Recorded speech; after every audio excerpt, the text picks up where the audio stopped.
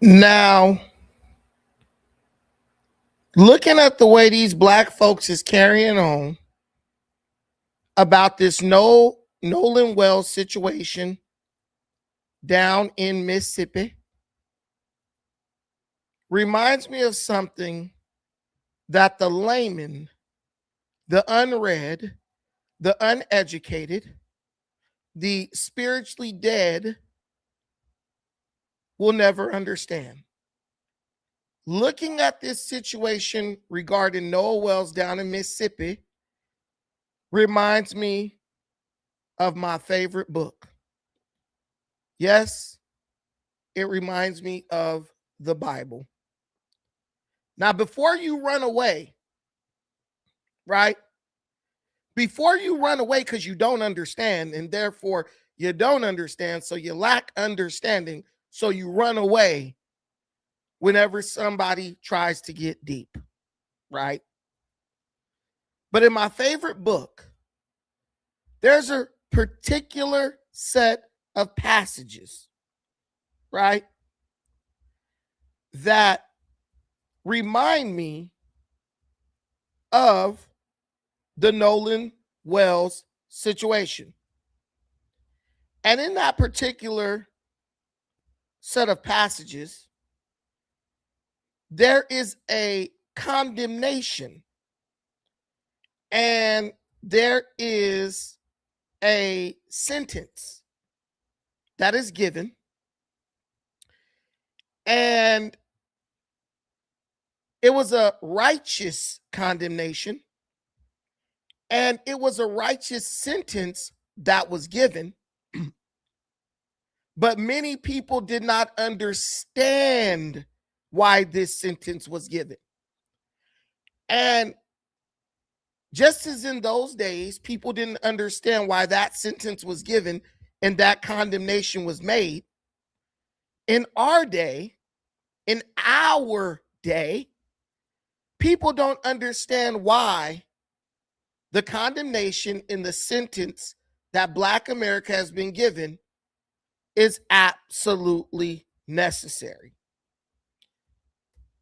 I'm looking at the Nolan Wells situation, and it reminds me of ancient Israel, right? Now, if you know anything about the scriptures, you know that the God of the Bible liberated the Israelites from captivity in Egypt. And there's a lot of things that Black America feels they have in common with these Israelites. Many people believe that it's a parallel experience. They actually believe that what happened to the Israelites is a foreshadowing, or was a foreshadowing, of what would happen to us. Now, just as we were freed out of slavery, the Israelites were freed out of Egypt. And for a while, those Israelites were thankful, right, that they had been freed out of Egypt. Understand that. Just as Black folks, Black America was thankful and grateful and happy and jubilant when they were freed out of slavery. But just like the Israelites began to murmur only a few months after they were freed out of bondage in Egypt, the Black American, full of hatred, full of vitriol, soon after being freed from captivity in America, he started to murmur. He started to murmur so much that the hatred that he had in his heart, it consumed him. It consumed us, right? And due to that hatred and that vitriol and that resentment, we begin a reign of terror in this country that we call America. I want you to follow me because we're going to get deep. Now, when the Israelites began to murmur, as we are told in the book of Numbers, when the Israelites began to resent the one who freed them, there was a judgment made. There was a condemnation made. And as with any condemnation, there was a punishment that had to be given. Now, I'm going to read what this punishment was, and then I'm going to explain to you exactly why the Nolan well situation reminds me of this situation that the ancient Israelites faced in the desert, in the wilderness of Arabia. Here it says, Jehovah then said to Moses and Aaron, how much longer will this evil, see this evil, you see that word evil? Just like there was an element of evil, an evil element among ancient Israel, there is a contingent of evil that exists among Black America. He said, how much longer will this evil assembly keep up this murmuring against me? I have heard what the Israelites are murmuring against me. Say to them, as surely as I live, declares Jehovah, I will do to you just as I have heard you speak. In this wilderness, your corpses will fall.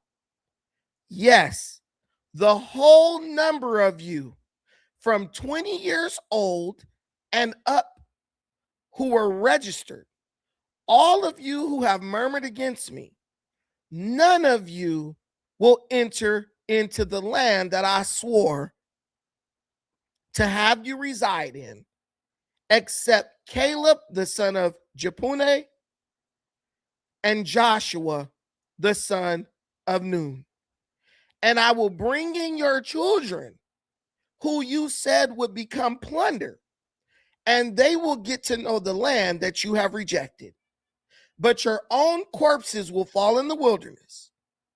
Now your sons will become shepherds in the wilderness for 40 years, and they will have to answer for your acts of unfaithfulness until the last one of your corpses falls in the wilderness. According to the number of days that you spied out the land, 40 days, a day for a year, a day for a year. You will answer for your errors 40 years, for you will know what it means to oppose me. Now, what did that mean? The judgment was made that because of the murmuring, the resentment, and the hatred, and the evilness within the heart of these people, every person above a certain age would have to die in the wilderness. That group of people would not be allowed to enter into the land that was promised to them because they were an evil, no good, unappreciative, ungrateful group of people. So they would be forced to die in the wilderness, and their children who were innocent would be allowed to go forward and enter into the promised land without them. Now let's switch back to this situation with Noah Wells. Lord, I'll tell you one thing. There will be no greater day of Jubilee. There will be no greater day of happiness and celebration than the day when all these old gray-headed niggas are no longer able to stand in our way. I'm going to say that again so I can get demonetized on YouTube. There will be no happier day. There will be no greater day of jubilation.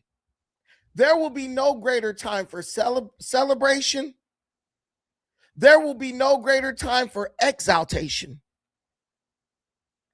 than the day when these old gray-headed niggas are removed from our path as we seek to build a greater life for ourselves, not only in America, but across the globe.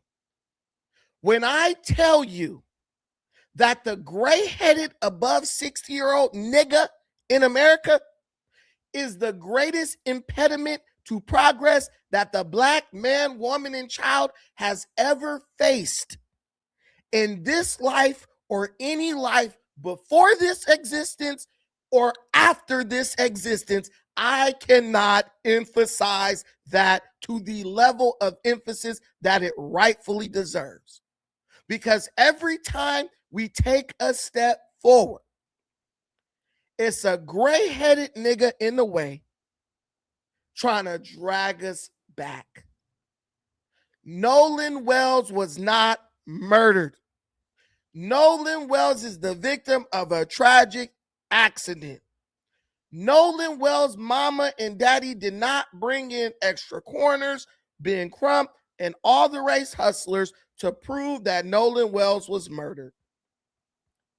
They brought them in to prove that Nolan Wells died in an accidental death so they could recoup insurance money for a personal injury that caused death, not because they wanted to find out whether or not he was murdered by his group of friends. Understand that. They don't even believe this boy was murdered. They're only insinuating that he was murdered. They won't even come out and say it.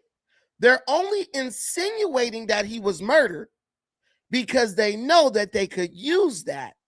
They could use speculation and hypothetical ideas and situations to dupe the Black American chumps that will always react emotionally to any type of drama or trauma that is laid at their feet into sending them millions of dollars in donations. That is it. They created a spectacle for you that is not even loosely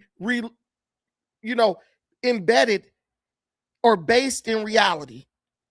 They created a vaudeville act to entertain you, to move you emotionally so that they could profit. Nolan Wells' mama and daddy had the autopsy for this boy for a whole week prior to the 117th annual NAACP National Convention.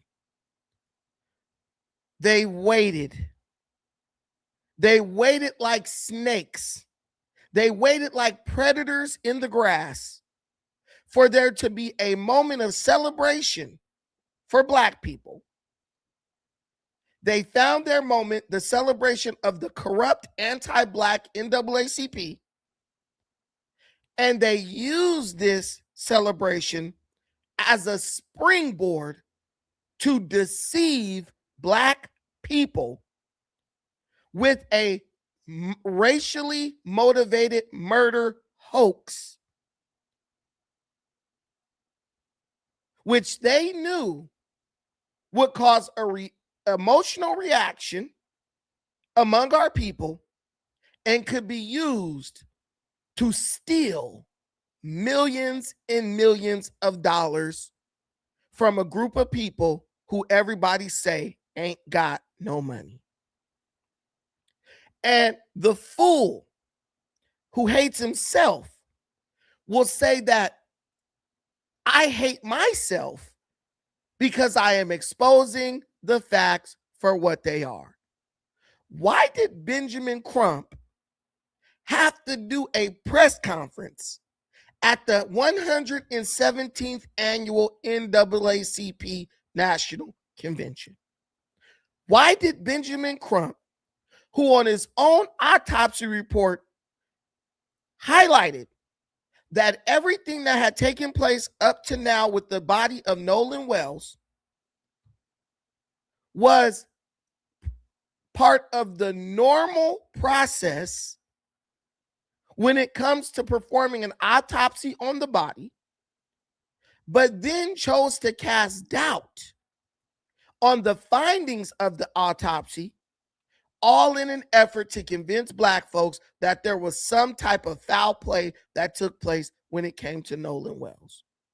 Listen, guys, there's a man named Brandon Tatum. Brandon Tatum is on the ground right now in Mississippi, interviewing the people involved in the case, investigating what's going on with the case. And according to his research and the facts that we know, the way the parents are going on about this situation, it's becoming very clear that Nolan Wells was not murdered. What many people believe, and what I believe to be true, is that Nolan Wells got extremely drunk and he ended up drowning on that island. Now, a lot of people didn't even know Nolan Wells was a Filipino. He's half Filipino. And on his social media, on his mama's social media, they make it very clear that they strongly identify with the Filipino portion of their genetic makeup, their ethnic makeup. One thing we know about Asian people is that they really struggle to process alcohol. This is a scientific fact. As a person who worked as a bouncer at an all-Asian club years ago called V2O down on the shoreline of Long Beach, I could not tell you the amount of drunk Asian girls and men we had to drag out of that club every night, because these people, due to the way their metabolism is set up, are not very good at metabolizing liquor. I believe that Nolan Wells was someone who, on a regular basis, went to party and drink with his friends. But I also believe that Nolan Wells, due to his heritage and his genetic makeup, was someone who could not handle his liquor to the same degree as the white boys he hung around could. I believe Nolan Wells had too much to drink. I believe Nolan Wells might have fell asleep on the beach. And I believe Nolan Wells drowned as the tide rose that night. There's just too much evidence pointing away from this idea that there was a racially motivated murder. As far as we know, the friends of Nolan Wells fully cooperated with law enforcement. Hell, they're even fully cooperating with Brandon Tatum, who's no longer a member of law enforcement. And it's not looking like these people have something to hide. So I'm going to go out on a limb that I believe is the strongest one. Black folks is lying once again. Benjamin Crump is lying once again. Black American, elderly, church-going, sanctified degenerates are lying once again. The NAACP is lying once again. They are manipulating you.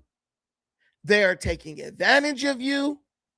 They are hustling you, and they are grifting you, because they know that in our community, hyper-emotionalism rules the day.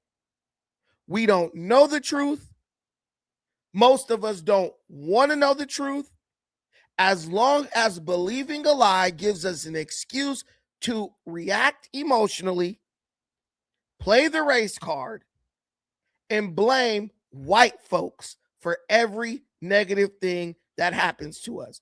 Even though, just like in the case of Nolan Wells, the vast majority of the time, It is our actions and our decision making that end up condemning us at the end of the day. Let's click over here to this brief interview segment. I was with my buddy Brooks. I just found his body. And I was like, I wanted to have hope, but it was really, really hard to have hope when they haven't found your buddy in the last 2 days. And, but there's still a little bit of hope there. But my reaction was just, I was with my buddy Brooks and I broke down. I mean, I haven't experienced death a lot, but especially with someone I'm as close with as Nolan. And I mean, I broke down and I sat there on my buddy Brooks' shoulder and I cried and I was upset. And so it was really, really hard on me. I mean, I've never experienced something like this and it was traumatic. I mean, I could tell you where and when I was there, when I got that phone call, you know, where I was. And I just remember like, it was insane. Like I can't even put into words how upset I was, you know, and how upset my friends were. So. And then comes the stories. Now, they told us that one of these boys' mama is a judge. These dudes are lying. Their stories ain't adding up. Let me ask you a very simple question that even a person with the sense of dog could understand and answer. If your mama is a judge and you've actually done something wrong, wouldn't sitting down with the unofficial investigator, someone who is no longer law enforcement, wouldn't that be something that they would tell you not to do? I mean, just let that sink in. If there was any chance at all that you could be brought up on charges for the death of Nolan Wells, why on earth would your family, who has a history within law enforcement and the judicial apparatus of that area, why would they let you sit down and answer questions from an unofficial investigator? This is the only question I'm asking. In my mind, it's very clear. There is no way that these dudes had anything to do with Nolan Wells' death. It is only in that capacity would I or anybody who has sense allow their child to sit down and answer questions about Nolan Wells' death. This boy is saying, when I got the news, I was devastated. I did not expect it. I wanted to keep hope alive, but it was crazy. I broke down. How you're going to take that and spin that into somehow these dudes, you know, out of racial animus, murdering Nolan Wells is beyond me. Ben Crump is trying. He's trying to cast doubt on the situation. Oh, stuff ain't adding up. Nothing adds up when you don't know how to do basic math. Nothing adds up to people who can't read at a basic third grade level. Nothing adds up when your entire existence is rooted in the idea of plausible deniability and entertaining baseless conspiracy theories to make yourself feel better about being a degenerate, lazy bum who don't want nothing better out of life for you and don't want nothing better out of life for your family. Backlash right. and the craziness. I mean, you guys are now hearing that you're responsible for it. You did it. You killed Nolan. So what was the next step? Did you guys ever engage with police or? Yeah. So the first time I talked to the police was July 7th. I talked to the lead investigator and I told them my whole story, top to bottom. I told them everything I knew, every little detail. I mean, everything I could, tell them to try to figure something out, Well, you don't want to talk to the cops or? No, of course some not. Other guys Every person that was included, especially, the guys that you see on social media, everybody cooperated with the police fully. Nolan was with us on the way out and he rode out on the boats with us. So, I mean, we were the first people to get questioned. I mean, we cooperated with the police the first time they called us, and we talked to them, as soon as they needed, and we were fully cooperative. And we see Benjamin Crump coming to town, hated about race. What's your feeling about that? Do you think that any of this has anything to do with race, or because obviously something happened to Nolan. It's no evidence that you were involved at all. You guys had left. Right.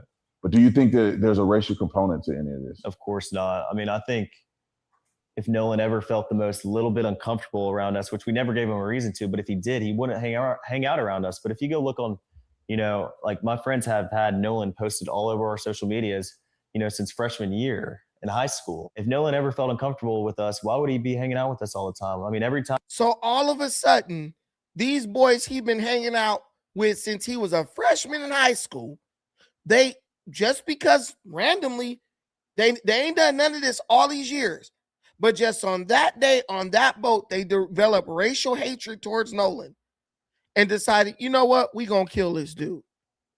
Do black people even stop to think of how preposterous the shit that we be saying really sounds? Do we really stop and think how ignorant we sound when we try to make a connection or pull racial hatred and bigotry out of a situation where none exists? These dudes basically grew up with this dude, and just randomly that day, they was like, yeah, let's kill this nigga. Come on, bro. You can't be this lame. And that's what it is. It's lame. It's disgusting. It's disgusting.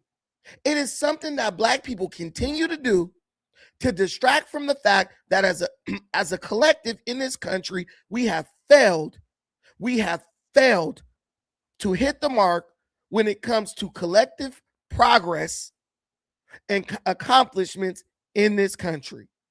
We are so far off the mark, we have been reduced down to blaming other blacks for our problems simply based on their geographical location or where they're born. It ain't really us, it's them other blacks because they was born in Jamaica. Just pure ignorance. And the NAACP and the grifters and the con artists, they have identified the inconsistency in the way you receive and break down information, and they are exploiting you to the highest level of exploitation. They are taking a group of people who everybody say ain't got no money and finding a way to extract millions and millions and millions of dollars from your community based on pure lies and deception. And many of us are so brain dead and delusional, we can see it, but we don't want to see it. And we would rather get scammed and abused and used and taken advantage of than just admit, look, man, we need to wait. We need to wait to learn the facts about this situation so we don't run our ass out there and get manipulated. Nolan Wells' family then collected almost $1 million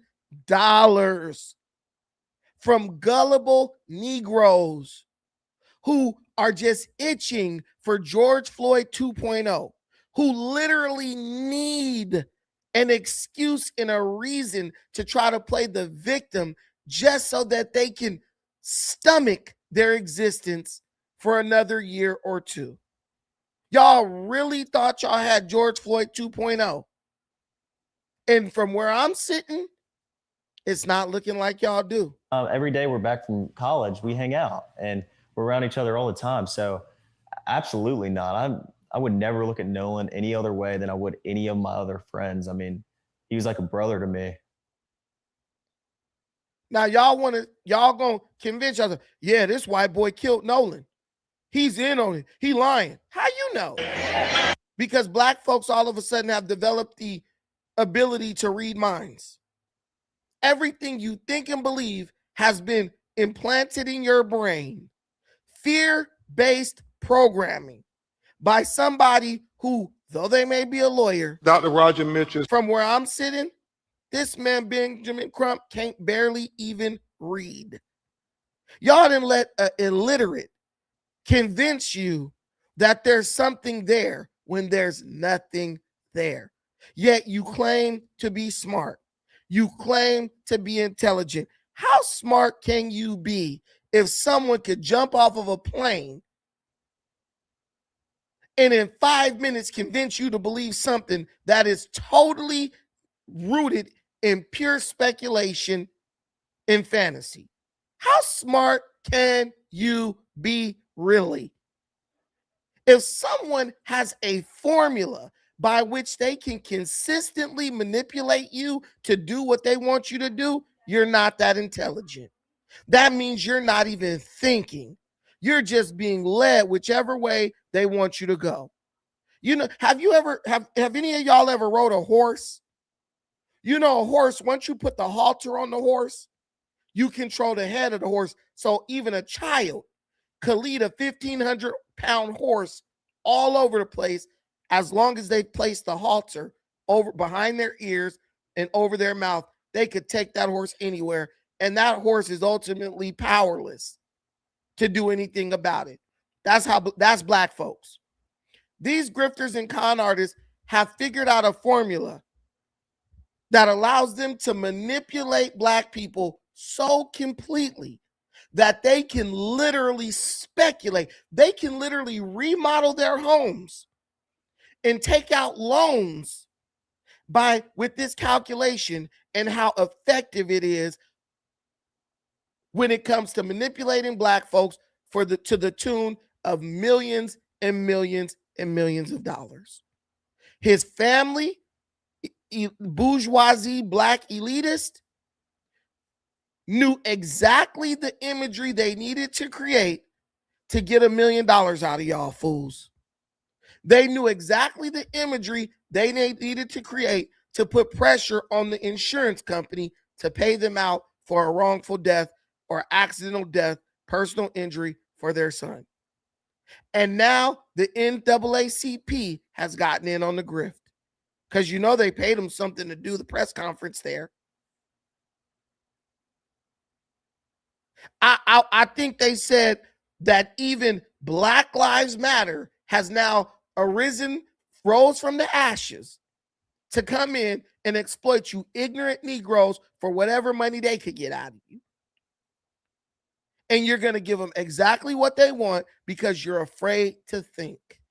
You're afraid to have your own mind. So you need people like Ben Crump and other black grifters to tell you what to think.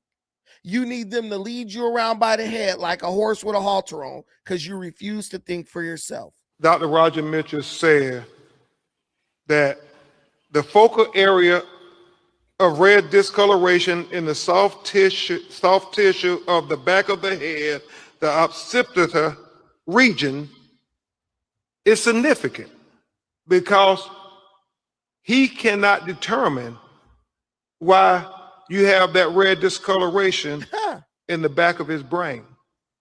That's significant. He also talked about, Mr. Williams, if you can, just the fact that as it's common practice, he was missing his throat when they received the body. And he wants to know why they held it back. He's not drawing any conclusions, but he said he would want to examine it if there were neck fractures or compressions to the neck. And he thinks that's significant to know at autopsy. The reason. Now, I want y'all to pay attention to something. Ben Crump talked about the neck being removed from the body. And Benjamin Crump clearly says that this is common practice when an autopsy is performed. He says it's common practice that they remove the throat from the body when they perform autopsy. Even though Benjamin Crump said that this is common practice, notice how black people was screaming and hollering in the crowd when Benjamin Crump made that statement. He told you it was common practice.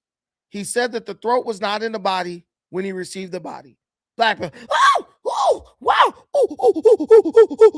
let's pretend to be shocked. Right after the man said, this is common practice, that the throat is removed when they're performing an autopsy. There were also organs removed. This was said in an earlier part of the press conference. Ben Crump made it very clear that the organs were removed. They were placed in like bags or containers. And when they sent the body to DC, right, they shipped the organs with him. Do you know black folks is still talking about they killed this dude to harvest his organs? And I said it on my last show, and I'll say it again. Black people are the most unhealthy group of people on this earth. Why would anybody who is anybody want to harvest our organs? Diabetes, high blood pressure, fatty liver disease, heart disease, everything else. But they can't wait to kill you, to take your diseased organs out of your body to give to somebody else. You must be outside of your mind if you are dumb enough to believe that. I am a donor. I am an organ donor. If I die, these fat covered organs in my body, if somebody is brave enough to take them, they will be given to people who need an organ. I'm sure they won't be the first organs on the list to be handed out. Do you realize how stupid you got to be to think that us, being the most unhealthy group of people in America, are at first in line for murder for the sake of organ harvesting in America? Do you realize how dumb you have to be to believe that? But in the black community, it doesn't matter if it's true. It doesn't matter if it's grounded in reality. Just as long as it's something that we want to believe, we'll go around spreading it like wildfire. We'll go around perpetuating an absolute lie if it makes us feel better about being dead last in every statistical category that is positive in America. He says he would hold it back when he was medical examiner because he thought that there may have been some issues with neck fractures. The last thing that is significant is what we said before about him, the condition of his body when he went into the water. Was he conscious or unconscious? Was he forced or unforced into the water? He said those things are very significant. But this guy's an idiot. Was he forced or unforced? What word on earth is unforced? A 5-year-old know that unforced is not a word. This guy is just up there saying anything to get a reaction out of you crazy, lazy niggas. And it's working. It's working. Some mushmouth lawyer is on stage trying to make something out of what is an absolute nothing burger. And you guys are so ignorant that you will allow yourself to fall for it. You will allow yourself to fall for it. Just because you feel like it gives you the opportunity to play the victim. This is peak low IQ behavior. This is almost as bad as when they hold the index card in front of us with very simple sentences and black folks can't read them. We swear we smart. We swear we smarter than everybody else. We swear every other group is dumb and they don't have the insight that we have. But every time we're given an opportunity to prove it, we fail. At some point, when you fail enough times, you just got to call it for what it is. Black folks are reactionary. Black folks are they are viciously opposed to new information that doesn't simply confirm what they want to believe. They're highly inclined towards confirmation bias. We don't want to know the facts. We just want the information that seems to corroborate what we want to believe. We have confirmation bias. And people like Benjamin Crump understand that, and they exploit us every single time. We don't want the truth. We just want confirmation of what we want to believe. Started off talking about this red discoloration in the back of his head is something that was of great concern to him. And then Benjamin Crump, once he know he got he know he cooking, and this was a very lackluster, presentation. It was real weak. It was real weak, and black folks still fell for it. But see, I can't even blame the younger generation because we know the reality. You got this older generation of gray-headed Negroes who, even though they know the truth, they know better. They know Al Sharpton is a con man. They know Benjamin Crump is a con artist. They will still go sit their asses in seats at a press conference to sit up and clap and perpetuate pure dishonesty and grifting, just so they could feel like they're doing something. I'm telling you, I've said it once and I've said it again.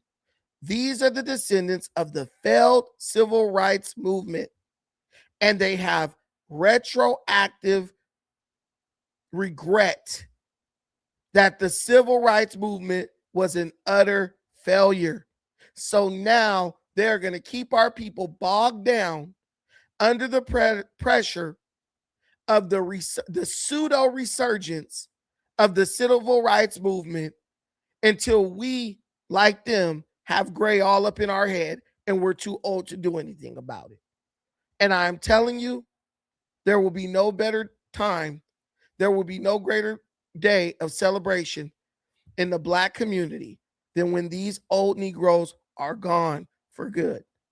I'm telling you, there will be no greater day of celebration than when these old Negroes are no longer able to stop up the doorway. Like the Bible says, they don't want to go in, but they also want to prevent those who want to go in from going in.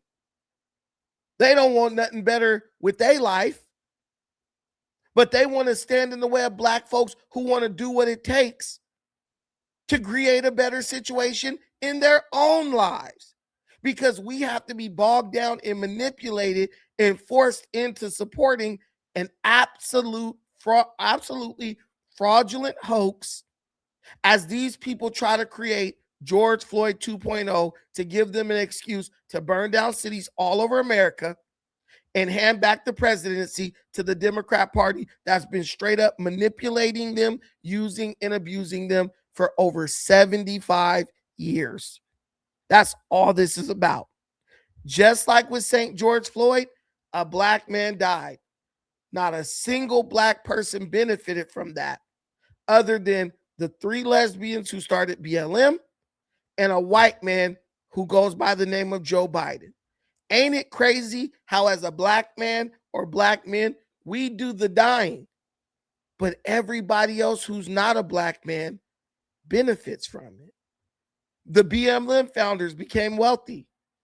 They got multi-million-dollar portfolios off of black male death. Joe Biden, someone who never ever had a chance to even sniff the presidency, was gifted the presidency all off the corpse of a black man. Ain't it funny how a bunch of mediocre people were propelled into the leadership apparatus of this country based on the death of a black man? How long are you going to put up with that? How long are you going to stay on this ride before you say, you know what? I need to hop off this this roller coaster? How long are you going to allow yourself to be exploited and then discarded like you're nothing? How long are you going to allow that to happen? How long are you going to let somebody who can't even read at a 3rd grade level keep gaslighting you on the internet? How long are you going to let these people keep pulling your strings like Geppetto and triggering your emotions to the point where you're sending millions and millions of dollars to these bums? Because all they do, they live off of deceiving and grifting black folks. They literally have a strategy for what they do. And they know because of who they're dealing with, the black community, the strategy will work every single time. The Democrats have used this strategy for over 75 years. And everybody in the Democrat circle understands exactly what makes black people tick. And they understand exactly what you need to do to manipulate black folks into operating against their own best interest. They know every formula you need to convince black people to operate, to vote, to love, to consume food, to consume music in a way that flies directly in the face or that is the polar opposite of what's best, what serves their own best interest. These people got us figured out. You think you special, you're unremarkable. You think you got something figured out, you're a fool standing outside who ain't got a clue. The people manipulating you, the Ben Crumps, Nolan Wells family, they got you figured out. They know you better than you know yourself. That's how they knew how to extract $1 million out of you in a matter of days. That's how they knew how to get you to pay for and fund all of their expenses when they're about to get a humongous insurance payout over that boy's death. Understand that. They know you better than you know yourself. And if you want to blame somebody, all you can blame is yourself. It ain't these white boys' fault over there in Mississippi. It ain't Brandon Tatum's fault for doing his interview and exposing the truth. It's not my fault for bringing the truth to you again and laying it at your feet. It's not my fault. It's your own fault because you're ignorant, you're unlearned, and you don't want to learn. The truth is there, but you don't want to know the truth because the minute you know the truth, the minute you're learned, you're educated, now you have to do the number one thing that black people are terrified to do. Take responsibility for your actions. Nolan Wells made a lot of bad decisions that night, and it ended up costing his life. But because a lot of black folks just are viciously opposed to taking responsibility for their actions, they are searching for a way to make Nolan Wells' death about something other than a kid who was drinking underage, who had too much to drink and fell asleep on the beach and drowned to death. It's just sick. At Horn Island, this is where the lie started, but we're at Horn Island in almost the exact same position where the boys were, where Nolan was. So if you look out right here, just so you guys can get a perspective, you have the Horn Island here, but I want you guys to put this in your mind what this was like on that day. You have boats 2, 3, 4 deep from way down there where you can see all the way through here. You have thousands of people on this island, probably 2,000 people. So this wasn't some abandoned, secluded island where nobody's at, but on 4th of July, this is a celebration. And so this wasn't a small place where 4 boys took their black friend and dropped him off and never seen him again. This place was flooded with people. Tons of people, multiple boats, multiple friend groups. I mean, everybody's here having a good time. And then the boat gets towed out because it was getting ready to sink.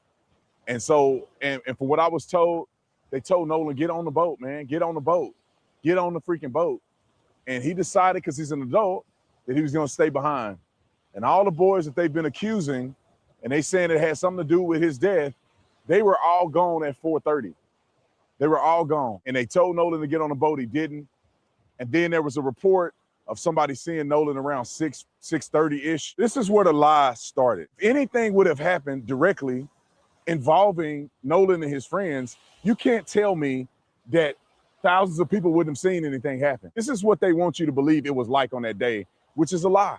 They want you to believe they came to a secluded island, just 4 of them, and then Nolan is left behind, and then his body's washed up on shore, and nobody knows what happened. Nobody could have seen what happened but the boys. It's a flat out lie.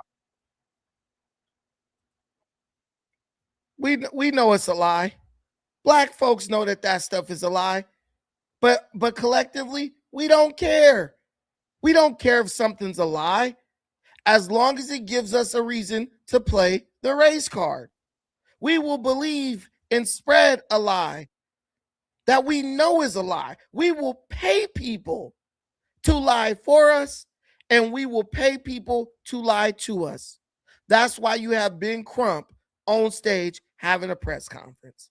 There is nothing that man can say that actually makes it look like this boy was killed by his friends.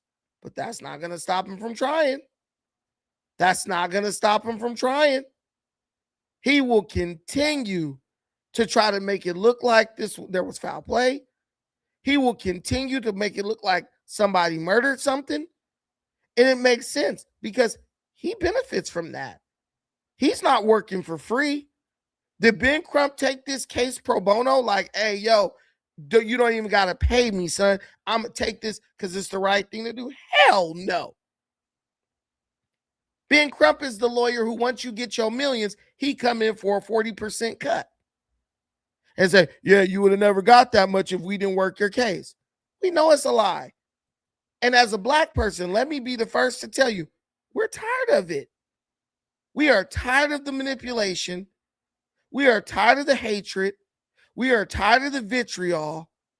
We're tired of these politicians just deciding to raise, to just, not even politicians, to these grifters in collusion with politicians. We are tired of these people manipulating us, charging us up emotionally, and then letting us down when we find out that the stuff they told us to get riled up over is nothing but a nothing burger.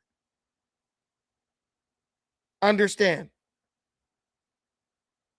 I'm with you hard, right? 100%. Brandon, we were doing so good. Do you remember back in the 90s? TLC was my first black girl crush. Then the Democrats reintroduced racism. Obama did it too. We were doing good. We were all united in our hatred of the federal government. And then here come Obama to bring the niggas back on the plantation. Hope and change. Things gonna be better. He promised you hope and change. The only thing that changed was he got rich and became a billionaire, and you got nothing. But you still gonna follow him. We loved Obama. I heard a black person say, yeah, we know Obama never did nothing for us, but we still love him because he's our first black. Like, bro, if you don't get that shit out of here, if you don't get that BS out of here, these people just know you goofy. They know you don't care about nothing.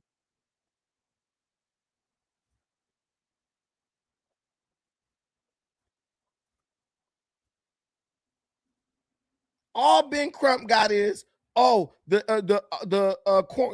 examiner had a little bit of concern about the red mark on the back of his neck. What the hell does that have to do with anything? Y'all done did surgery to remove the throat out of his body. I'm sure it's going to leave some bruising and discoloration on the back of his neck. You don't need to be a surgeon to know that. But anything to keep the gullible black brigade emotionally charged, thinking that these white folks then did something to this dude. Whatever happened to Nolan Wells, he did it to himself.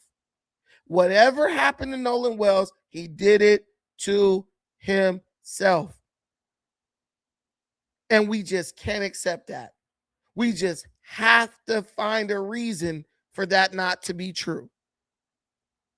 Because as a black person, we can never admit that somebody might have just made a mistake, even though our people are making mistakes every single day. Understand that. Our people are making bad decisions every single day. And we're going to act like there's no possible way black people could ever do anything wrong. And the minute you start thinking like that, you make yourself a candidate for manipulation and exploitation. 100%, Sean, nothing but an ambulance chaser. Stop letting yourself get bamboozled. Stop allowing these people to take advantage of you.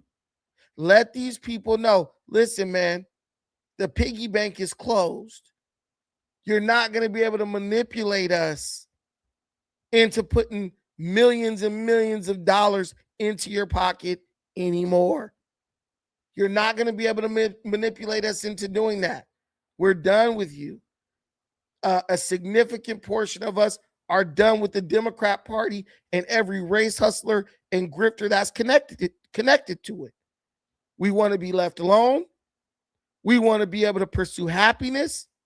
We want to be able to we want to have, we want to have the exercise our right to self-determination.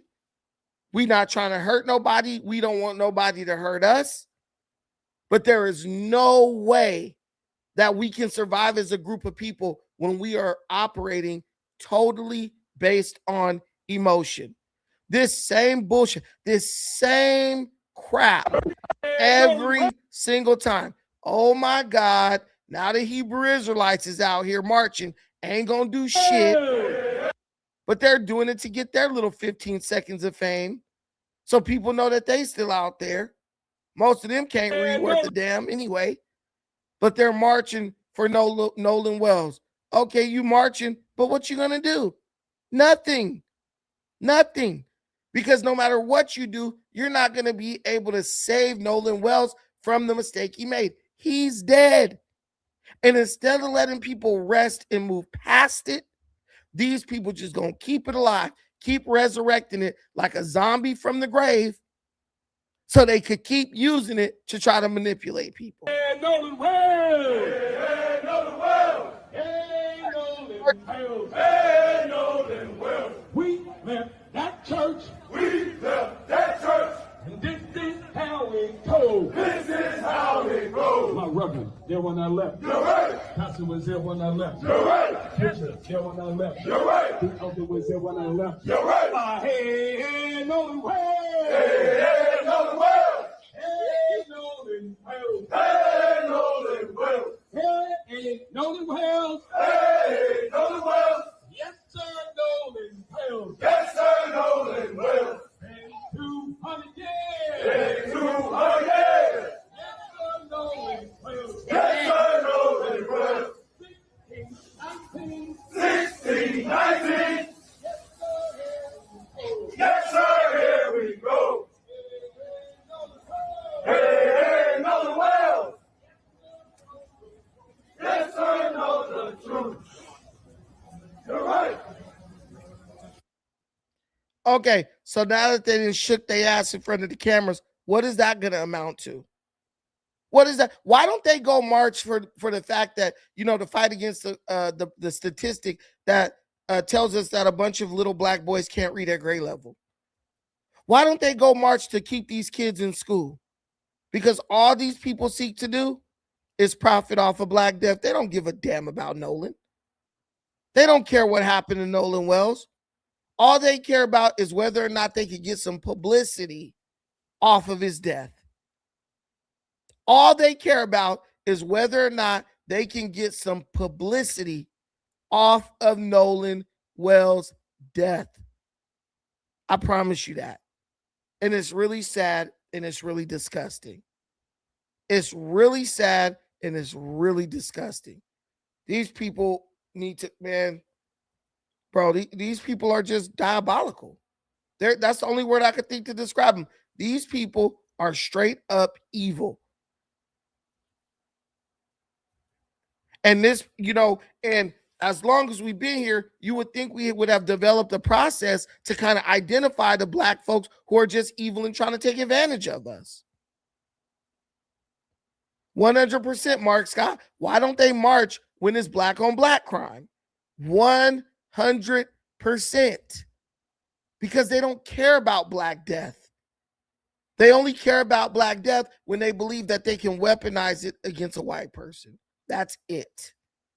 They only believe in fighting or tripping or going off over Black death when they feel like they can weaponize it against someone of another race, someone who is a different color from us. That is it. Masan, talk about the Proud Boys marching. The Proud Boys ain't burning down cities. The Proud Boys aren't hurting people. The Proud Boys aren't looting businesses. So why would I talk about them? It's not even the same thing. Tell me, guys, show me one business that was looted by the Proud Boys. And I'll curse the Proud Boys every time I go live. Show me one business that was looted, burned down, or destroyed by the Proud Boys. I will wait. I will wait. The answer is zero. The answer is zero. But you want to try to convince yourself that the Proud Boys are as big of a threat as BLM, Antifa, all these damn domestic terrorist groups we've allowed to take over, we've allowed to take over America. We've allowed to take over our communities. We've allowed to commit heinous acts that we as Black people get blamed for. We start a peaceful march. They send their agents in to start looting and burning stuff down. And at the end of the day, it just looked like Black people are animalistic. They don't care about you. They don't like you. They don't want to like you. They don't even want to know you. They just want to use the things that happen to you as a springboard from which to launch their criminal terrorist activity, as a springboard to launch their criminal terrorist network. That is it. That is it, and that's all. And if you believe these people care about you, you are a new fool. You are a new fool. Right? You never heard of the Proud Boys today blame them for January 6th. Right. Right.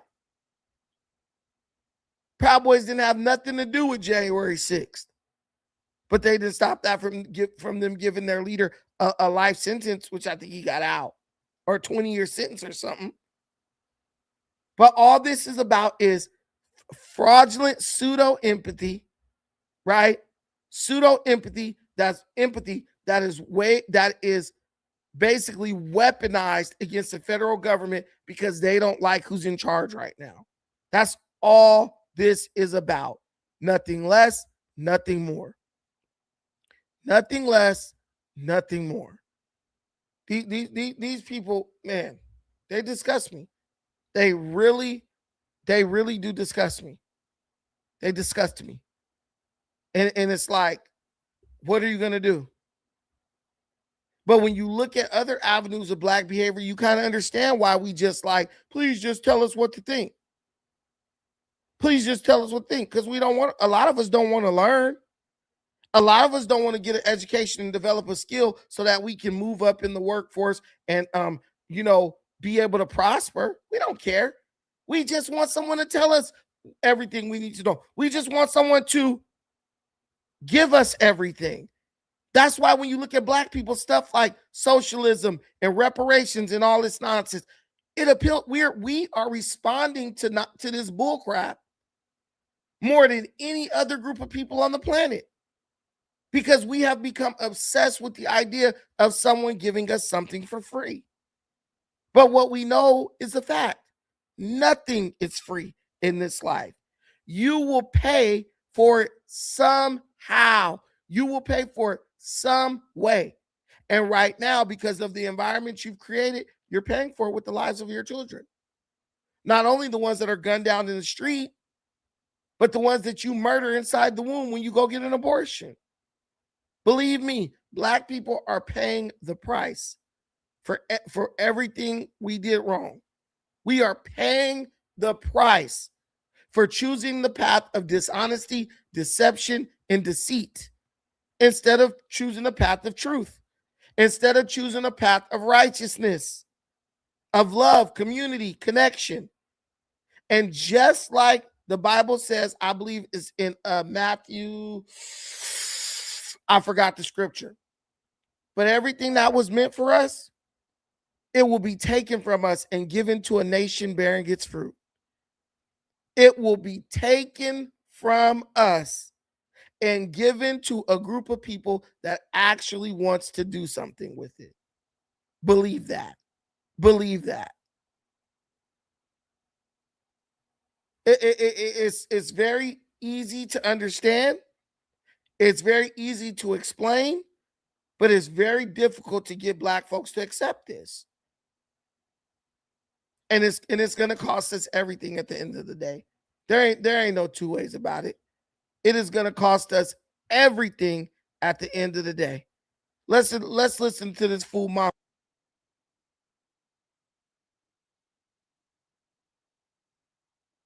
Be like Nolan. In a world that can often feel dark, be like Nolan. Be the light that brightens the lives of those around you. Be the warmth for those who may be feeling the coldness of the world. Love deeply, protect fiercely, and welcome others with kindness. And remain faithful knowing that God is always with you.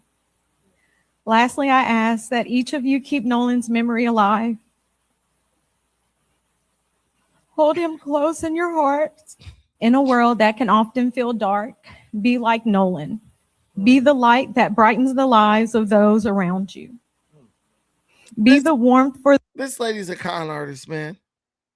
That's all I can gather from this. This lady is a con artist. She knows exactly what she's doing, right? Like, she's manipulating everyone. The dad, he's a damn manipulator too. He's a manipulator too.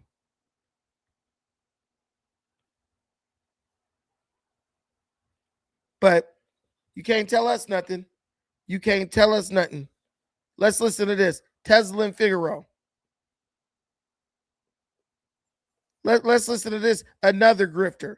Lately the grifters haven't really had anything to grift on, so this gave them what they wanted. They got a little something that they want to carry into the midterms to convince Black people to vote for horrible leadership and self-destruction all over Nolan Wells. Nolan Wells' mom and daddy was part of the bourgeoisie that Black people swear they hate. Yeah, we done sent them $1 million. Oh, there we go. Wrap it up. We got 10 seconds. What happened to Nolan? Let's use the rest of this 10 seconds to ask his friends. Okay, we all know what happened. He wanted to stay behind to talk to a girl. He was drinking. He was showing off. He went to the edge of an island where, if you know anything about islands, at the corner point tip of an island, when there's a channel, when the tides switch, it makes the currents very strong. At the tip of these sorts of islands, it always drops off. There's a shallow part, and then there's an abrupt drop. Gets really deep, happens all the time. I've seen it firsthand. I've worked on the beach as a lifeguard firsthand, had the radio, was able to hear when there were reports of people drowning or almost drowned or whatever.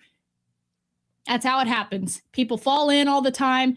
They get carried away in the current. They panic, go under for like 45 plus seconds, and it's over.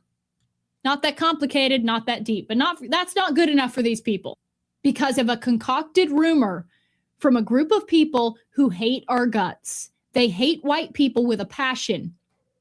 And what they hate more is the fact that white people aren't lynching them. The fact that white people aren't out killing people. Oh, yeah.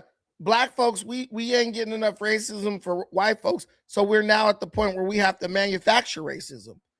The grifters, the con artists like Ben Crumpton, dude, their profits are down because white folks ain't doing nothing. This whole idea, ever since defund the police failed, these hustlers haven't been able to hit their numbers because Black and white people realize, yo, we need the police. These niggas is out of hand, right? So defund the police was a failure. So now they literally have to manufacture racism. Look at what they were doing with the Southern Poverty Law Center. Look at what they were doing at the Southern Poverty Law Center. Literally paying racists. Hey, we got to have something to grift with. We need y'all to keep up the racially motivated attacks. Right? 100% Miss Berry, my girl. USAID and the SPLC went out of business. Guys, let me ask you now to please help us reach our contribution goal. We are asking not for 10. Let me see. we are asking for 5 super chats of $5 or more. I try to make it very simple. We are asking for 5 super chats of $5 or more. We're going to cover another story because BLM has resurged after a black man tried to basically kill police officers, and he effed around and found out. And now BLM, I'm telling y'all, when I tell you that these people are on a hunt for the next George Floyd, they listen, they understand that their chances of winning the midterms are slowly slipping away because they're running all of these radicalized candidates. So they desperately need another George Floyd. The Democrat liberal playbook is very predictable. They need a black body. They need a black body to use as the catalyst to convince black people to vote against their own best interest in favor of the Democrats, who not only will never do anything for them, but in favor of the Democrats that we know are trying to replace us with illegal Hispanic immigrants. We know they're trying to replace us. Voting Democrat right now is literally political suicide if you're an African American. But they know that if they get a body, they know that if they can convince you that the white man is out to kill you, they know they can convince you to vote against your own best interest.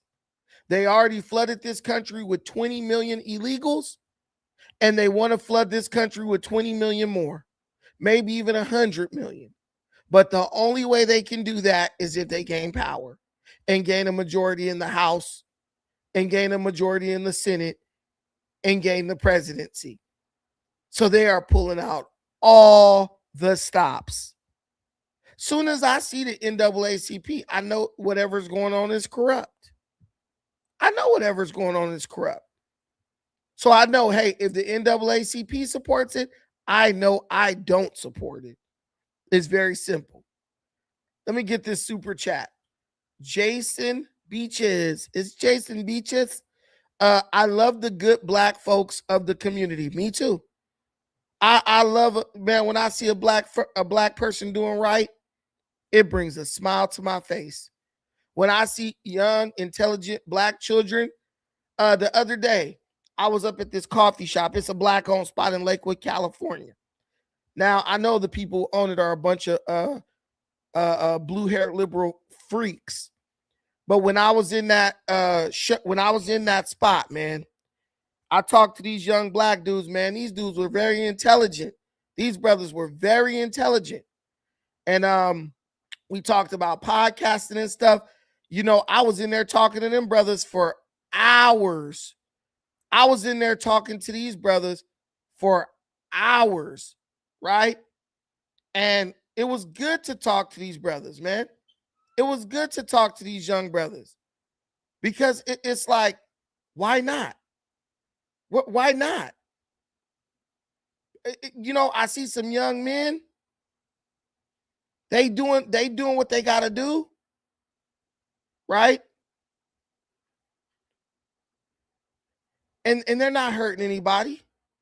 They're not hurting anybody. They're not causing no trouble, you know? Right? I'm proud of these dudes. I'm talking to them. They sound like they got their heads on straight. You know, they're not out here. They want to do a podcast. They showing up, they showing love, they supporting the black-owned business. Right? And when we start talking about podcasts, they're like, yeah, we want to do a sports podcast. And these brothers are very knowledgeable. I actually noticed them because they were talking about all these different sports. And I'm just like, how do you guys keep up with all these sports? How do you guys keep up with all these sports? It makes me happy to see black people doing the right thing. But I promise you, when I see a no good nigga, I'm going to condemn them straight to hell because they ain't doing nothing but operating like an obstacle for the black people who want to do right. Like the Bible say, woe to you, you scribes, you Pharisees, you sons of vipers. You don't want to go in, but you want to keep the people who want to go in out. And that's what I feel. I feel like there's so many black people who want to do the right thing, live a healthy, happy, righteous existence, who want to have prosperity and peace. But then I feel like there's this contingent among us who is going to do everything in their power just to make sure we never will realize that goal. And the only way you're going to handle that is by calling them out. The only way you're going to get rid of them is by calling them out. See, the mistake the black community made for decades was we thought we could save these people. We thought we could save the degenerate element within our community. But slowly but surely, we are learning these people can't be saved. It reminds me of that scene in the movie Jason's Lyric, where Jada Pinkett, she says, stop trying to save a brother that don't want to be saved. And that's what we've been doing so long. And we're tired. We're tired. We like the hero. We like that person who's the hero at the end of the movie where we saving people, but at this point, we just barely got enough energy to get ourselves out. That's where we are. That's where we are in the stream of time. At some point, you got to let these people go. And I ain't talking about like Moses, let my people go. No. It reminds me of the movie The Good Son with Macaulay Culkin. Remember at the end, the mama got Macaulay by the hand and he's an evil little bastard. And then she also got Elijah Wood, I think that's Elijah Wood, by the hand. And he's not her son, but he's a good kid. And the mom says, and the boy said, Mom, drop him and pull me up. I need your other hand.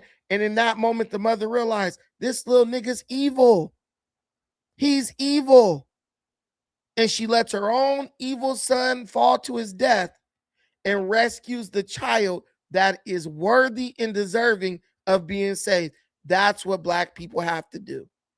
We need to stop trying to save the degenerates, and we need to start saving the people, and not even saving. We need to start directing our energy at people who actually want to do us right.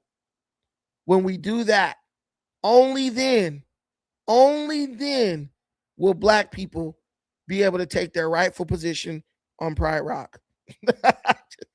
But seriously, and the people and the first thing that needs to happen is that those old gray-headed niggas who taught us that no matter what, you got to keep on dealing with the punishment. No matter what, you got to keep on dealing with the abuse because we black and that's family. So you got to be a glutton for punishment. You got to keep getting screwed over. You got to keep loaning these fools money knowing they ain't never going to pay you back. Them old gray-headed Negroes, only when they die off like the Israelites who had to wander through the wilderness for 40 years until they were reduced to nothing but corpses because the good Lord didn't want to taint the promised land with their presence. Only when we do like them, only when they are removed from among us, will we be able to have prosperity. I honestly believe, right? I honestly believe that there's only one scripture in the Bible that truly encompasses there's only one scripture in the whole Bible, in my opinion, that truly gives black people direction that we can actually benefit from right now. And it was said by Jesus. I believe Jesus said that, right? And I want to share that, right? I want to share that with you. There's a scripture that is found in the book of Matthew, and it's found at Matthew 8, chapter 8, at verse 22. And Jesus said a whole word right here. He didn't say a lot, right? But he said a whole word right here. Oh boy.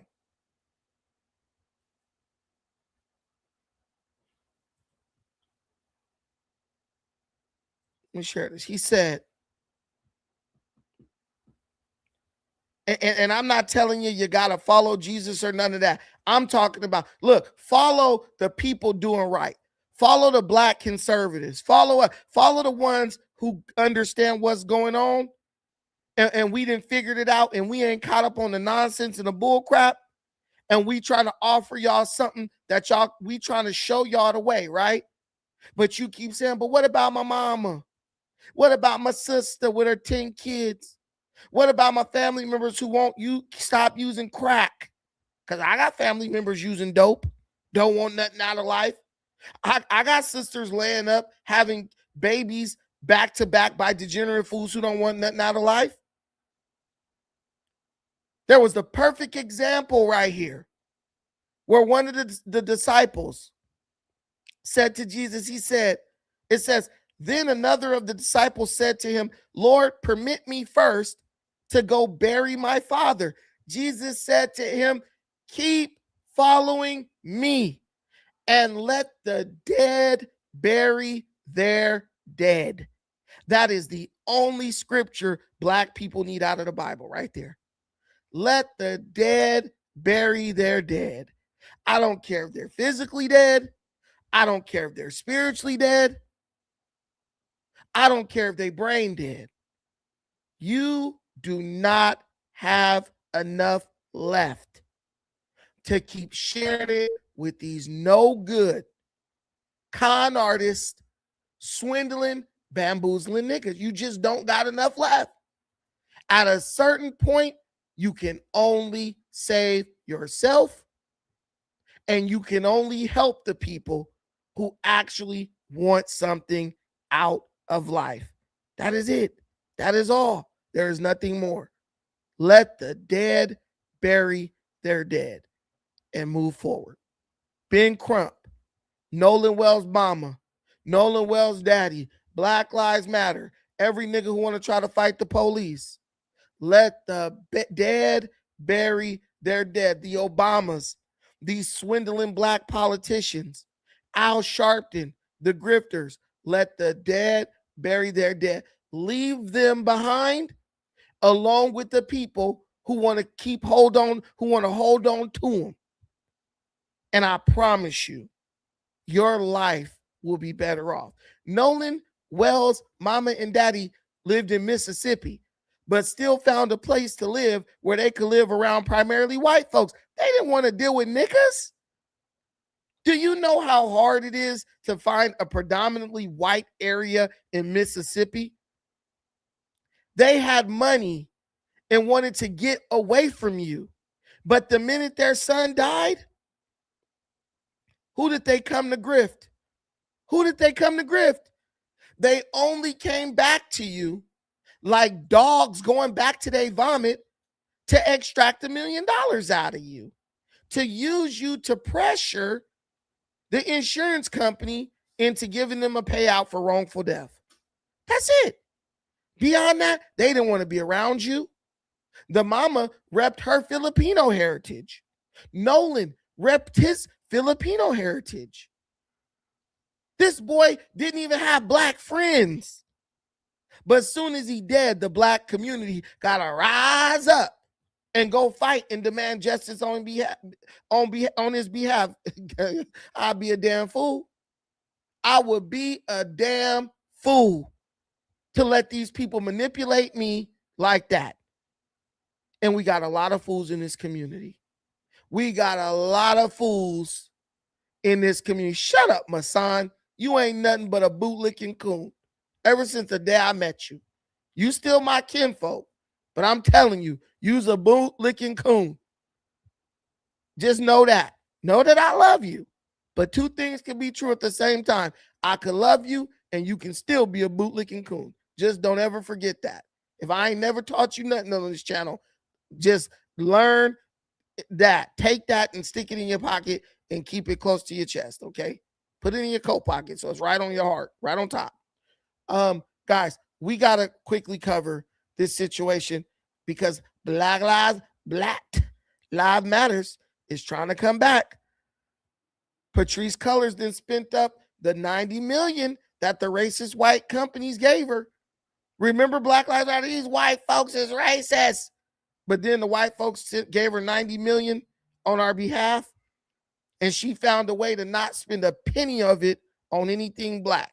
Guys, as we get into the story, please let me encourage you to hit the like button, share the content if you haven't already, and most importantly, contribute to the stream so that we can keep doing these daily lives. I actually did 2 lives today, and it's great. I'm having a great time.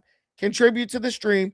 We're asking for 5 contributions of $5 or more, and I believe we are already at 2. So we need 3 more. We have Cash App available. We have PayPal available. I will pin it in the chat. Let's listen and learn what our folks is up to next. This time, because you know we always up to something, boy. We always up to something, boy. But we gonna call it out. Let's do this. There is outrage today in Madison, Wisconsin over a police shooting that was caught on camera. 4 officers are now on administrative leave after one of them shot and killed a man allegedly armed with a knife. There were large-scale protests within hours of Wednesday's shooting. Mark Strassman is following this, and he joins us now in studio. Mark, good morning. Hey, good morning to you. Police have not identified the suspect who was killed. They've only said he was in his 30s. The shooting happened in the middle of the afternoon yesterday in a popular area full of bars and restaurants. And last night, protesters marched to the Capitol demanding justice. And we want to warn you, this video, it's hard to watch. Social media video shows 4 Madison police officers struggling to detain a male suspect on Wednesday. One officer attempts to tase him, then another shoots him 3 times, about 2 seconds later. MPD officers were dispatched to a call just before 1 p.m. And I mean, sometimes when you see, I want to watch that again. Sometimes when you see it's this hard stuff, to watch.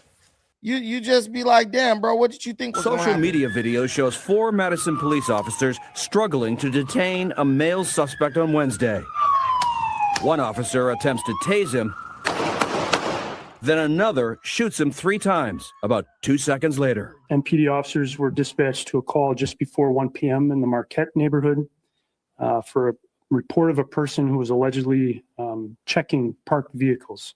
Madison Police Chief John Patterson said the suspect fled the initial scene on a bicycle before those 4 officers re-encountered him around 1:30 and a fight ensued.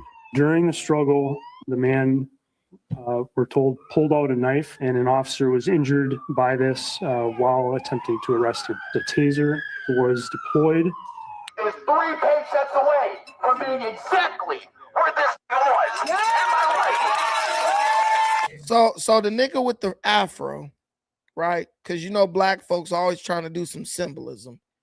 So the nigga with the afro basically said this guy deserved to try to kill police officers after he was trying to steal because everybody in the crowd is 3 paychecks away to being where he is. I don't care if I don't even got no paychecks. I don't care if I'm homeless on the street. I'm not about to go breaking people's cars, but that's what we do. It's just another attempt to justify criminality. They're not going to argue with the fact that he had a knife. They're not going to argue with the fact that an officer got injured. They're going to say, because this guy was poor and was a thief, right?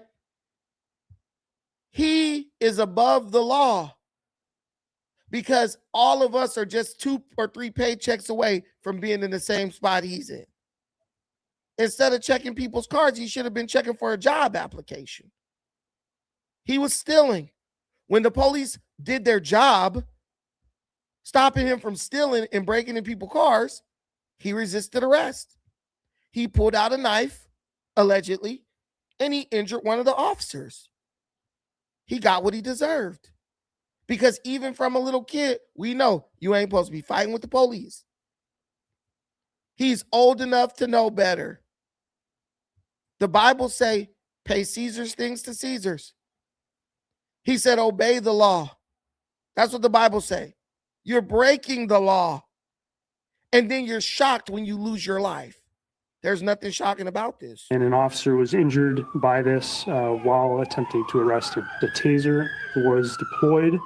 It was 3 paychecks away from being exactly where this was in my life. And they're chilling for that. Cheering for that. This is my statement. He was murdered. This state-sanctioned violence was an execution.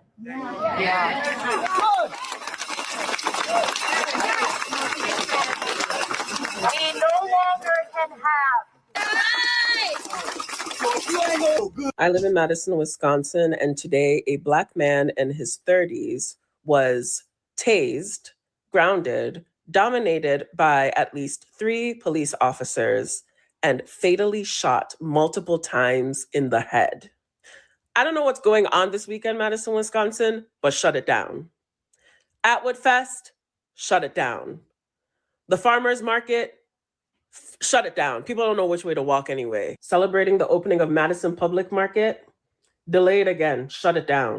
Monroe Street Farmers Market, Hilldale, shut it down. I don't want to see anybody say, good morning, morning, shut it down. Boy. So we got to talk about Black Lives. Right, shut it down. You got to you can't live your life because this big back is mad because some degenerate got shot by the cops after he was trying to steal and then try to pull out a knife and stab a cop with it. These people are ignorant, bro. These people are ignorant. They're always trying to take away from the law-abiding citizen in order to defend a degenerate. I don't feel I feel no sorrow for that fool. He wasn't a kid. He was in his 30s. He knew better. You're going around trying to steal, breaking people's cars. People can't even leave nothing in their cars no more. You go to a city like Oakland, California, people literally take everything out of their cars and leave the windows rolled down. They can't even have a stereo in their car. And they roll the windows down because they're tired of the bums and the degenerates breaking their windows just to rifle through their things. That's the society you want to live in? That's the society this big back I have you living in. But you want me to tell you what she'll do? The minute she gets some money, right? She'll move away from you. The minute she gets some money, she will move to an area where this type of shit is not happening. These people want to keep the hood forever so they could get street cred by saying, yo, I'm from 145th and Crenshaw. That's it. Yeah, you get to suffer through crime. You get to live under the threat of death every day just so I can feel good about being from the ghetto. Hell no. State Capitol. State of shooting death. Justified in defending themselves to this. Boy. New this morning, the police shooting death of a man in Madison, Wisconsin leads to huge protests throughout that city.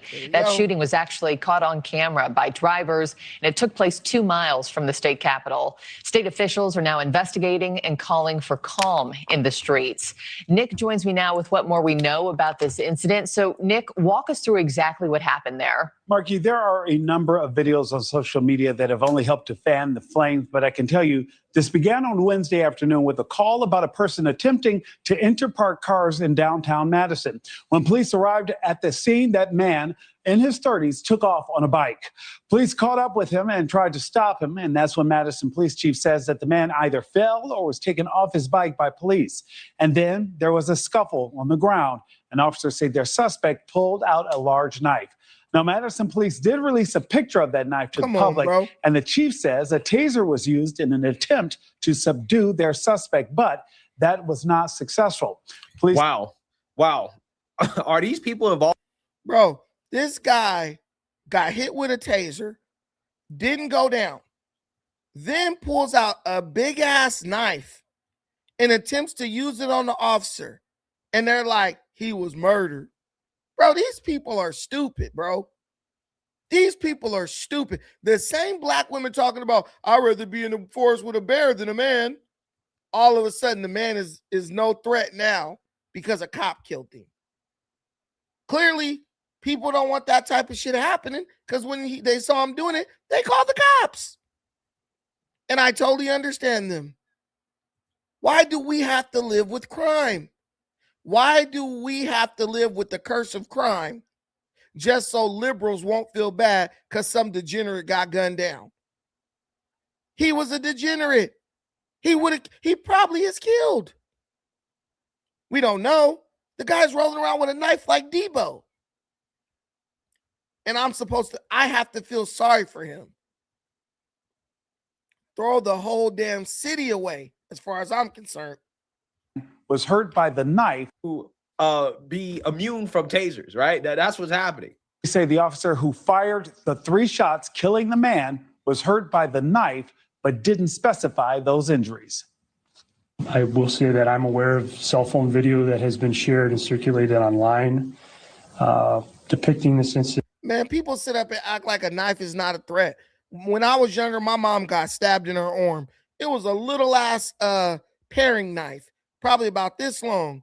No longer than my pinky. If you know what a paring knife is, it's like you use it to like cut open fish and all that type of stuff. Like I think that's what it's for. But it just was a little short paring knife, right? And my mom got into it with a lady, and this lady pulled out this little ass knife, and I promise you, she jugged my mom in the arm, right?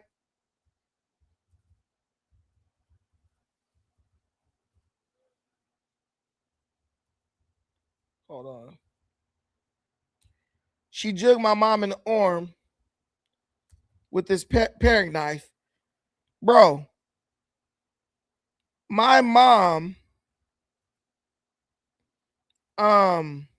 very, very, very small knife. Not really a threat. I mean, you know, some people would say it's not a threat, right? Let me show you how small this is. Okay, here you go. This is a paring knife. So my mom, if you see that, you see a pears right there, ironically. But it's not very long. It's not very big. It's about 2.5 inches long. A lady jugged my mom in her arm with that. Do you know that lady hit an artery in my mom's arm? Blood splattered all over the living room. Blood splattered all over the living room. The ambulance was already on the way because another person had called 911 for somebody who was a kid who was choking right like 2 doors down. My mom grabbed her arm, ran outside. The paramedics got her. They put a tourniquet on her arm. They said, if we wouldn't have been here, they said she hit a main artery in your arm. On just a fluke, hit a main artery in your arm, and you would have bled out in less than 1 minute. She got lucky. To this day, she still has like some nerve damage in her arm.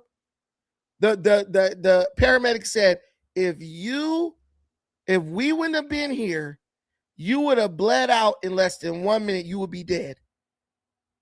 With that little tiny knife, that lady did that much damage. Now, I don't think the lady intentionally did it. She's not even in jail to this day. She's roaming the streets. But understand, when somebody pulls a blade out, they can do a lot of damage. And they can do a lot of damage without even intending to do damage. I think that cop made the right call. You could hit an artery in your leg and die. My sister, she got stabbed in the leg. They hit an artery. She had to get a tourniquet on her leg. She said it's the worst pain. She said them putting the tourniquet on her leg hurt more than getting stabbed because they got to make it so tight so blood can't come through, right? The blood will stop. People, I feel like the people who like be like, the police didn't have to do that. I feel like these are people who just ain't never been through shit. These people just have no real life experience. That cop is trying to make it home to his family. He didn't force that guy to commit crime. He didn't tell that guy to go around trying to steal.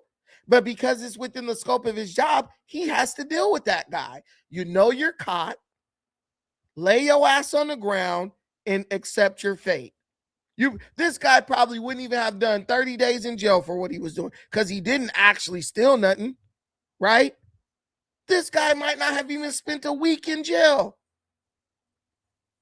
But to avoid a week or 2 or 3 days in jail, this guy chose to fight the police and pull a weapon on him, and he lost his life. And then we gonna get amnesia like we don't know the way the law works. The lady hit him with a taser. He got right back up and then pulled out a knife. Well, if the taser won't put you down, what you gonna do next? Shit, you got to get that out. You got to get that fire. You got to get that fire. You a grown-ass man, dog. You know what's going on. You know what's coming, and you know what's coming next. I ask the community recognize that there is other video that they have not seen, that's not circulating online, that will be reviewed as a part of this investigation. So now, right now, I want to play for you one of those videos leading up to the moment that those shots have been fired. Now, we have stopped the video, but I do want to warn you that it may be hard to listen to.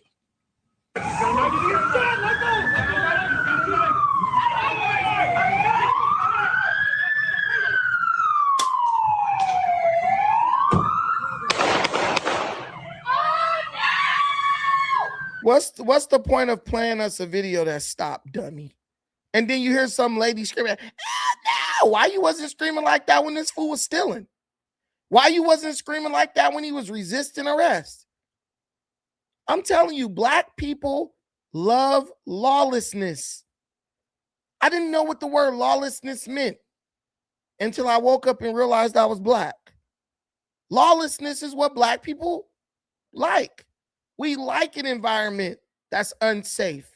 We like bullets flying through the walls, flying right over the top of our children's cribs. We like not being able to walk down the street without a thug saying, nigga, where are you from? And trying to rob you and shit like that. We love that shit. Because it gives us an opportunity to play the victim. That lady screamed, no! Shit.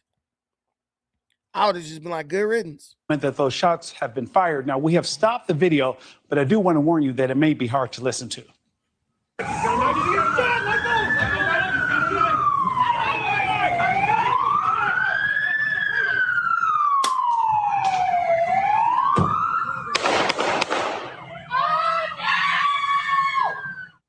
Now, speakers at the protest and videos on social media have identified the man, but police have not officially released the man's identity or his race. The same for the officer who fired his weapon. Now, advocacy groups in Madison accused the Madison police of excessive force. Officials say they are in touch with the man's family. The 4 officers involved are on leave. The Madison Police Department does not wear body cameras. Today, Marquis City and police officials are holding public meetings to speak with the community members in hopes of calming the tension in the community. Yeah, we'll keep our eye on the protest there. Nick, thank you for the latest. Amazing. Absolutely amazing. So I'm going to play some clips of the protest, right? And some more footage of what happened. And you guys can make up your mind in regards to whether or not you believe that this was justified based off the facts that we have right now.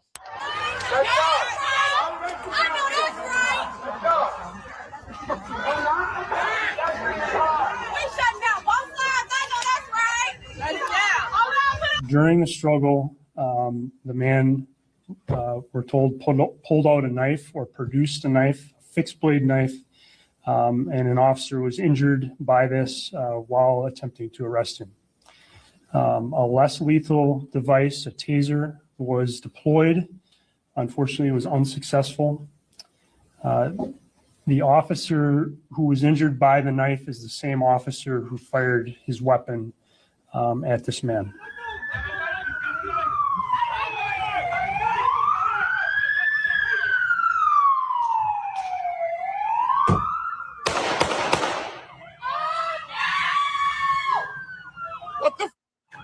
I will say that I'm aware of cell phone video that has been shared and circulated online depicting this incident.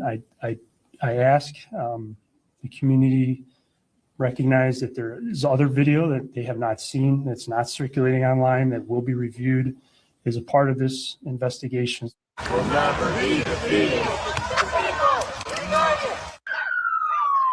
We need to talk about this one. I have watched the Madison, Wisconsin officer-involved shooting several times now from several angles, and this undoubtedly demands a thorough, independent investigation. I'm going to put this video here, but viewer discretion advised.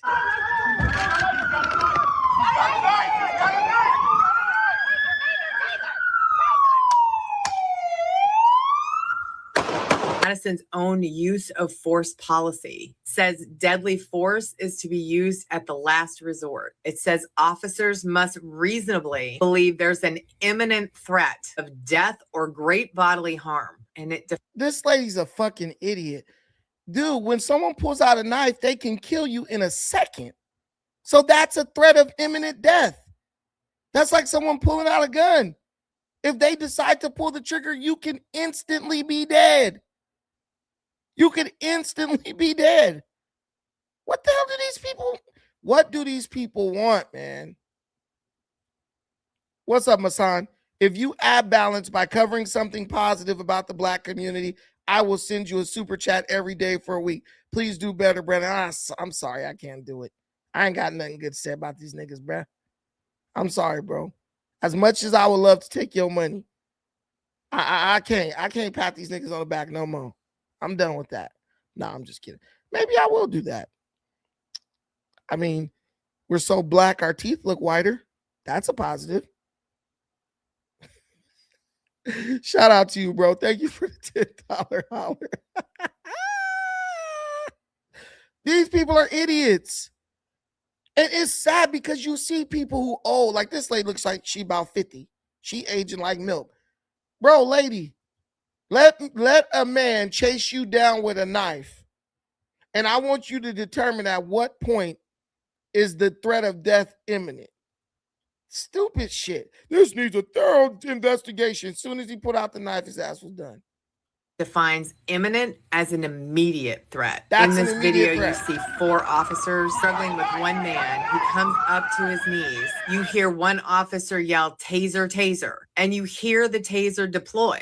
And then within seconds, 3 rounds are shot. Not 1, not 2. 3 rounds are shot at point blank range. Yes. Police have said that the man had a fixed blade object and that one officer, the one who shot, was cut. I haven't seen a blade in this video or any of the videos that I've watched. It doesn't mean he didn't have it. That just means I didn't see it. But even if that's true, investigators need to tell us exactly what happened, where the knife was at the moment those shots were fired, whether or not that taser was effective in the 2 seconds before they actually shot, and what exactly made this threat so imminent that deadly force became necessary instantly after deploying that taser. These aren't anti-police questions. Those are the exact questions that Madison's own policy requires us to. At what point was a threat imminent?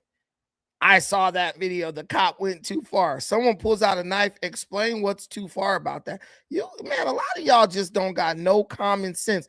All right, let's go to our friend Google here. Okay. Does a person pulling out a knife represent an immediate threat of death? Let's see what Google says.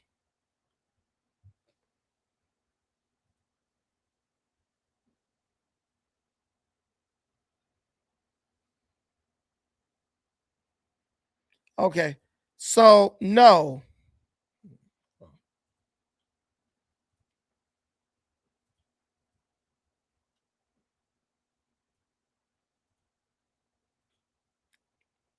Okay. No, simply pulling out a knife does not automatically represent an immediate threat of death. The legality and justification depends on the imminence and proportionality of the threat faced by the individual, intent and context. Displaying a knife without intent to use it is often considered brandishing rather than self-defense. So if someone's standing away from you, they pull out a knife, that doesn't necessarily mean that they're going to kill you. Now, let's add some context to it. Does a person pulling out a knife during a struggle with the police represent an imminent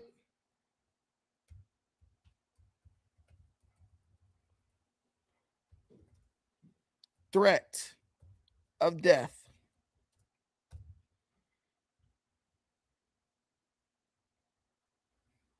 Yes. Yes, yes, yes, yes, yes. Yes, in the context of a physical struggle with police, pulling out a knife is generally considered to represent an imminent threat of death or serious bodily injury, justifying the use of deadly force by officer. We already know how this is going to end up. Now they got all the precedent. Tennessee versus Garner. They got millions of cases. What was bro doing? Was bro just walking down the street, smoking Indo, sipping on gin and juice? No. He was in the middle of a struggle with 4 police officers. He had already been tased to the ground, got up, pulled the knife out. What the hell else do you think bro was going to do? What else do you think the dude was going to do? Look at this. Brandon, you're dead wrong on this one. No, I'm not. Based on what the police are saying and the picture that they took of the weapon, bro was, yes. What else was bro gonna do? Was he about to was bro about to chop some onions? Was bro about to fillet some fish? Was bro about to cut some wire? Why else would you pull out a knife while struggling with the police? Please stop being stupid. Please. You make yourself look bad. You make yourself look bad. Bro, if the police see a knife as a threat, they shoot. If you pull a knife out in the middle of a struggle, the first thing I'm thinking is you're going to try to use it to stab me. Every person on earth is going to think the same thing. That cop did what any person in their right mind would have done. When you have to start bending reality to justify your ignorance and your degenerate thought process, you've already lost. This lady is an idiot. Look at this lady. Look at who your ally is. Look at who your ally is. White liberal feminist looking fucked up, probably divorced or never been married. When this is your ally, you know there's something wrong with the way you think. Accountability has to follow for this. You don't strengthen public trust by demanding blind faith. This demands transparency. And right now, this case is raising more questions than answers. Complete independent investigation. Let us each be a ship to liberation. Come on now, somebody. Okay. Y'all don't hear me. Is y'all here with me? Yeah. I'm oppressed because a knife-wielding lunatic got gunned down by the cops. This is black folks, man. Y'all got the big backs in the damn chairs. Come on, bruh. What is going on? What is wrong? What is wrong with us? Dude, they got the my 600-pound life candidates right here talking about let us be a shit for justice. Justice was served. He killed that jackass with extreme prejudice. Deserved to be shot in the head by the police. He does deserve to get shot. Oh, he was resisting arrest. He was, and he pulled out a weapon. and he pulled out a weapon. Hell, I don't think anybody just holding a knife deserves to be shot in the head by the police. He wasn't just holding a knife. He pulled out the knife in the middle of a struggle with the cops. He pulled out a knife in the middle of a struggle with the cops. If you ranked American police spending against every other military. Now she makes it about spending. If you ranked our spending, what the hell does spending have to do with this? In the world, American police spending would rank in the top 5. We can't use that money to come up with any other way to subdue somebody. But also people who come out of the fucking sewers to say, oh, he was resisting arrest are so full of shit. Cops in America kill people in every single setting there is. They'll kill you if you are resisting. Somebody said right here, the knife was pulled out the first time they got him. He managed to escape. He didn't have a knife on him the second time. They caught him. At this point, if he pulls a knife out at any point, I don't know if he has another knife on him. I know my grandpa, he used to walk around with like 3-4 knives on him. Now, they were small, but he has several knives on him. A lot of people do that. I don't know what other type of weapons you got on you if I see a knife hit the ground. I could see you reaching. I'm going to light your ass up. I'm not going to stand there and find out whether you got something. I'm going to light your ass up. We done tased you. We done told you to get on the ground. We done wrestle with you. You still fighting your way up. Today, you're going to jail. You resisted arrest. You had a knife on you. I don't know what you're reaching for. I don't know what you're doing. You got to go. You're sickening. Cancerous Libra, you're sickening. You people are, man, I'm telling you, these people have never been in a life or death situation. The only way you could try to justify this is if you've never been in a life or death situation. They'll kill you if you aren't resisting. They'll kill you with your hands up. They'll kill you with your hands behind your back. They'll kill you if you're driving. No, he's not my grandpa. My grandpa would obey the police. He wouldn't be trying to break in people's cars either. If you follow the law, you rarely ever have anything to worry about. Away, they'll kill you if you're trying to stop. It doesn't fucking matter. And people know that. How do you know he wasn't reaching for anything? If he wasn't reaching for nothing and he was no threat, why didn't he lay down and put his hands behind his back and let the police arrest him? Why are people so dishonest, bruh? What do you get out of lying? He was resisting arrest. You know that from the fact that he got tased and then got his ass back up. Man, y'all sound dumb, bro. People just love the taste of leather. Yeah. So you say that you heard that. You have a bunch of black activists. He's got a gun. He's got a knife. Shoot, I'm glad the cop got his ass. I'm glad the police did his ass like old Willie Manchester. I got that bastard. Here we go. When I tell y'all they are looking for another George Floyd, these lunatics and degenerates, the ones in my comments included, they need a George Floyd, bro. They need another George Jesus Christ Floyd, bro. They're desperate. Everybody is George Floyd. I'm not refunding shit to you, Masan. I'm not giving you back nothing. I got your money, punk, but I ain't gonna give it to you. Masan, send me another $20 so I can play the Tariq Nasheed, Mr. Bojangles. Masan, somebody send me $20 so I can play the Tariq Nasheed, Mr. Bojangles video. We've had a long-standing a custom on this channel. If someone sends a $20 super chat, I play Tariq Nasheed, Mr. Bojangles. You get to see his knee all crippled up. Y'all remember that? Yeah, that's okay. He's my boy. Hey, don't talk about my friend Merciless. Masan is my boy. He supports the channel even though he doesn't agree. I like people like that. No, just start tap dancing for us. Hey, dude, I want to play that Tariq, Mr. Bojangles. Mr. Bojangles. Come on.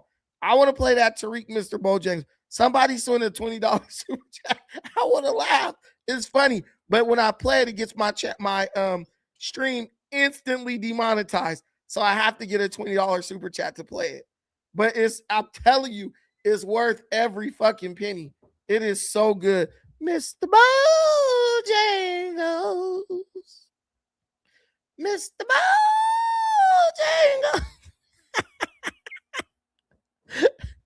Hey, Tariq leg looked like how this dude was looking when he got shot.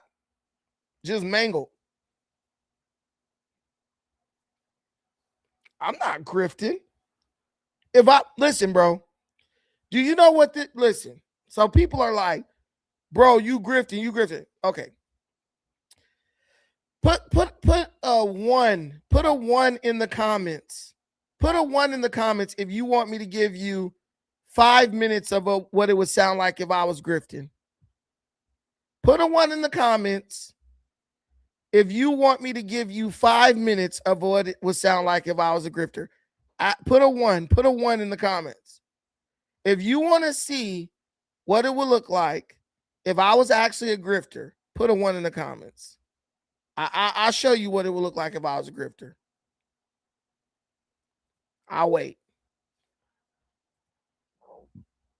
Oh, man, I had to burp. Shoot.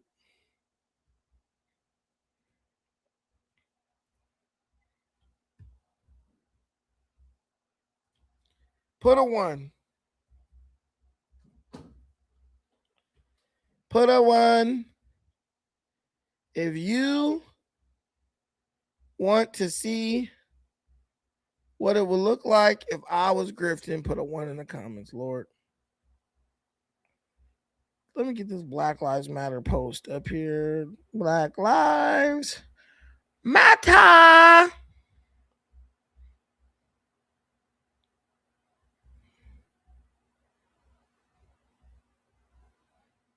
Is this it? Nope.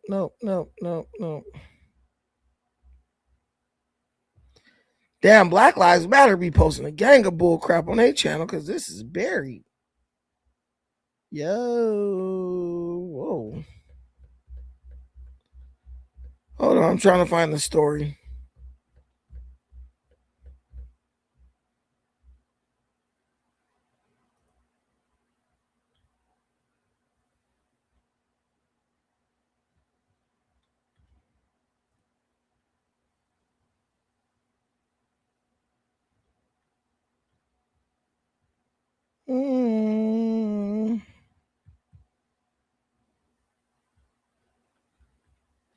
I don't see this. How many pages does Black Lives Matter have? Okay, 1. Look. Okay, y'all getting 5 minutes of grifting. Hold on. Let me make this bigger. All right. So the guy's name is Corey Ruiz. At this point, was he even black?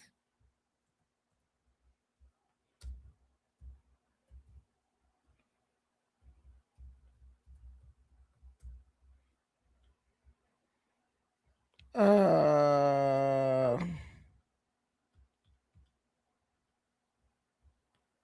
on.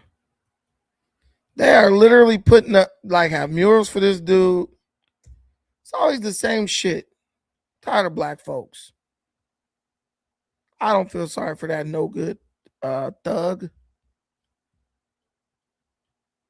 I'm telling y'all, I have no. Well, okay, let me stop. I'm not being a grifter. Here we go. All right, the grift is real.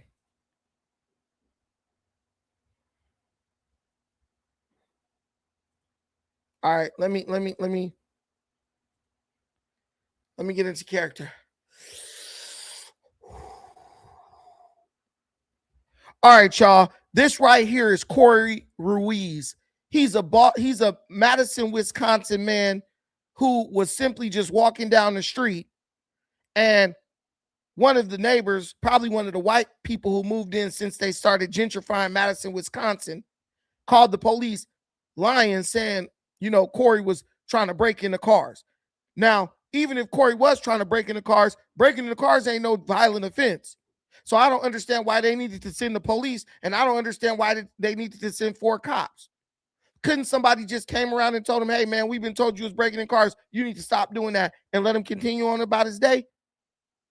Right here is footage of, the deadly police shooting where 4 cops surrounded Corey. They started trying to subjugate, bro, put him on his knees like he's some type of slave. And then they ended up shooting him and killing him in cold blood after a cop randomly screamed out, knife, knife, knife. Now, I don't know about y'all, but I don't see no damn knife. I don't see a knife. I hear him saying he's got a knife. Oh, I don't see no knife. And look how they just shot him. Got him curled up like a ball. It didn't even take 3 shots. Why couldn't they have just shot him 1 time? Or why they couldn't have just shot him in the leg? Man, these dudes are racist as hell. They mad because this dude looked like, what's his name from Texas? What's that dude name? What's that dude named, the rapper? Lil Flip. They mad because bro look like Lil Flip mixed with Carlos Boozer. Yeah, this beautiful, light-skinned, pretty nigga, he didn't deserve to go out like that. Hell no. This is why we need to defund the police. Because, man, we can't have safe streets. Man, safe streets is racist. Streets where people like Corey can't go around jacking people's cars with no consequences are racist. Yeah, this pig, man, he a racist. He did not have to shoot. Look at his fat ass.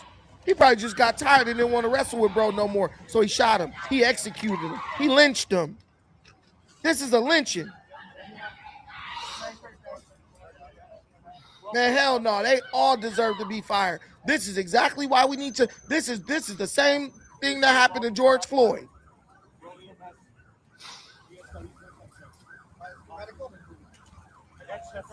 This is messed up, y'all. Make sure, hey, if y'all think this is messed up, make sure y'all hit the super chat. Make sure y'all hit the Cash App and the PayPal that's pinned to the comments. This is messed up. I know you want to chill with a player, but all you got to do is keep it real with a player. Oh, racist ass cops, man. And you ever notice this only happened to black dudes who look Mexican? This dude, hey, it would have been crazy though if the pedals was still spinning on the bike. That's all they needed. If the pedals would have still been spinning on the bike, they would have made this a movie. They would have made this a movie. But I'm telling you, these cops are racist, man. They've been given marching orders from Donald Trump and MAGA that if you see a black man and you suspect guilt, you have the authority to shoot to kill. Cold part about it is they'll probably be back on the streets within a month. See, this is why we got to vote for Democrats to let Mexican criminals, Hispanic, South American criminals who have come out of the prison systems of South American countries flood our country by the millions. See, because we need them to come in this country and get amnesty so we can vote to end law enforcement. See, this is why we need to abolish prisons. This is why we need to abolish ICE. There should be no form of law enforcement in America. If you really want to have peace and freedom, you got to abolish the police, man. You got to abolish prisons.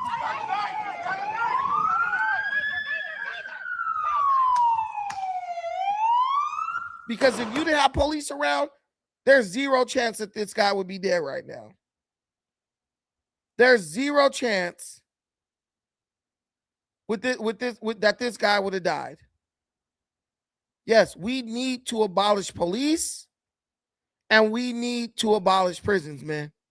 We got to do it. We got to do it.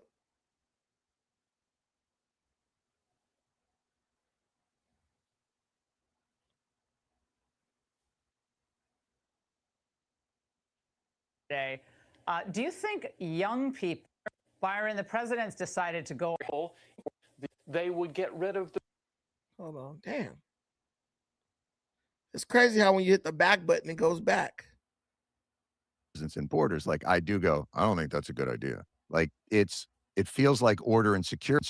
If someone says we're going to abolish all prisons and borders, like I do go, I don't think that's a good idea. Like it feels like order and security is also a progressive value. Why shouldn't people in neighborhoods with less resources have the same safety and security that neighborhoods with lots of resources? So are there tenets of those that are kind of following in the wake of Zoran Mamdani's success that you're not comfortable with or that give you pause?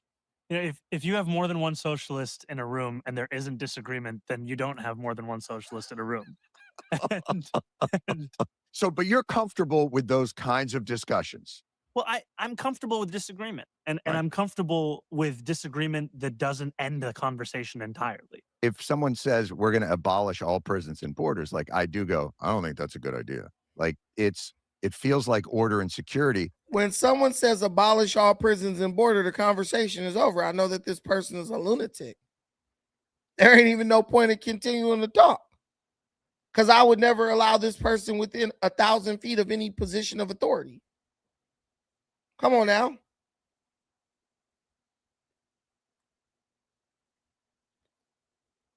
We need to get rid of prisons. Now, let's see what the American people feel about this. This president is a little maybe if we had a better president. What would the country look like without a president? Complete anarchy, violence, Chaos. Happiest place on earth. This president is a little maybe if we had a better president, like Obama. Obama was a great president. Yes. What did he do that was so great? He didn't. Why would he send someone back that's making sure that their family is good over here? Do you know what they called Obama? What they call him? The deporter in chief. Oh. Shame on. Do you guys ever notice that when they talk to people who say we need Obama again, those people weren't even born when Obama was president? Do you ever notice that? This girl looked like she's no more than 16 years old. This girl wasn't even alive when Obama was president. But she knows we need Obama again. I've noticed the trend. All the people be like, we need Obama. They are always, none of them were born when Obama was president. And if they were born, they're literally like, they were like little babies. But they know every good thing Obama did. Please, man, get the hell out of here with this nonsense. Shame on you, Barack Obama. Should illegal immigrants be allowed to stay in the country and vote in the country? I don't think so. You can't just walk into a building and act like you're employed if you're not. I think that you should be a citizen. Yeah, because they pay taxes. A lot of illegal immigrants are not paying taxes. I mean, This is a stolen land. Nobody owns America. If I came into your house and you're sleeping on your bed and I said, get off, sleep on the floor, I'm sleeping in your bed, how would you feel? Yeah, of course, you're my daddy.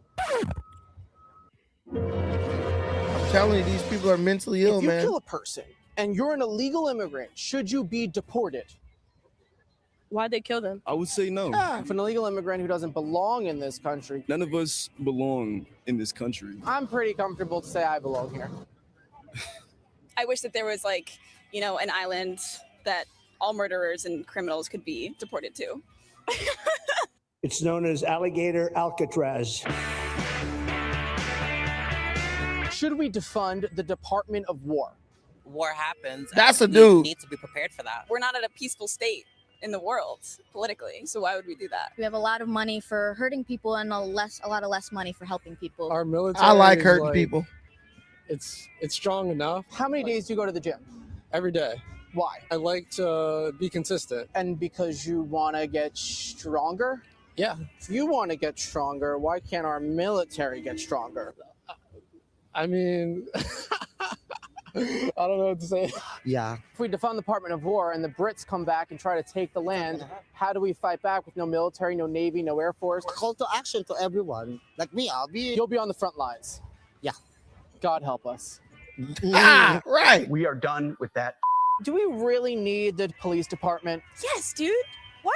Some people out here are just like walling. 60% of that whole department is just based on brutalizing people for their own enjoyment. How do you arrive at that number? I'm not saying for real. I'm not quoting anything. I'm just saying with my heart. They suck. NYPD's help. If you needed help and a very good-looking NYPD officer knocked on your door, what would you do? Kiss him on his forehead. I'll kiss him. Not with a lot of enjoyment, but that's okay. Should rent be free? No, everybody's lazy. You have to work hard for what you have. Not at all. Everybody should have a house. So yes, So if you're living in a free apartment, who is paying your landlord? the state. If rent is free, who's paying my mortgage? I don't feel like mortgage should be paid for. But your rent should be paid for. If you're rich, why shouldn't everybody be rich? What is she talking about? All these things we discuss is what the democratic socialists of America believe in. Does democratic socialism seem like a good idea? I've been messing with it. Yeah, I believe so. It's not good. No, not at all. You know what the democratic socialists also want? A 4-day work week. No.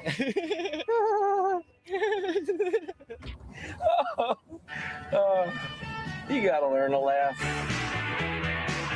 What do you want to tell Jesse Waters you're on his show? If you're hot, send me a DM. Do you know who I am? I don't know. You didn't introduce yourself. Here's Johnny. Johnny. My brother's name Johnny. Hey, it's Johnny. These are your allies, the toe fungus of society, dude. These are your allies. If you look up and this is what your alliance looks like, you need to do some serious soul searching, man. If you look up and these people are your allies, there is something wrong. Somebody's peeing in the kiddie pool, dude. Guys, it's been beautiful. I love you. You love me. We're best friends and family with a great big hug and a kiss from me to you. Won't you say you love me too? That's an original track, by the way. That is an original track. I got to copyright that. This idiot said better than MAGA. Shut up, Godmine. Shut your fucking face. You would love being in a group with a tranny, a gay Asian, some weird looking light-skinned chick with no body, with spikes on her boots. This is the scum of society. We need to round them up. We need to round them up. What are the lyrics to the Barney outro?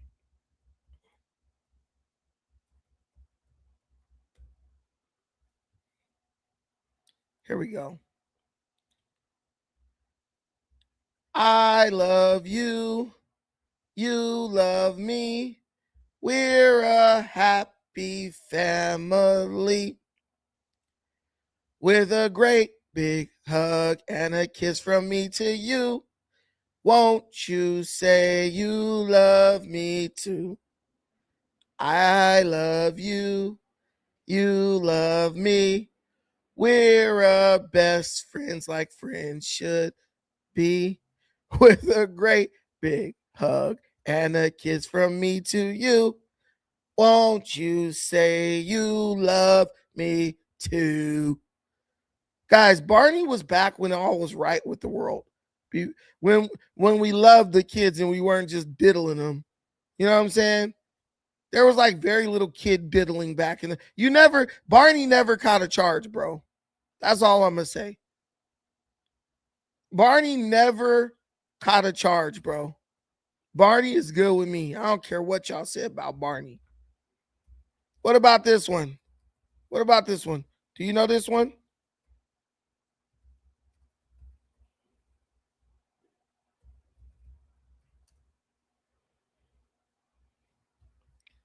Y'all don't know about nothing.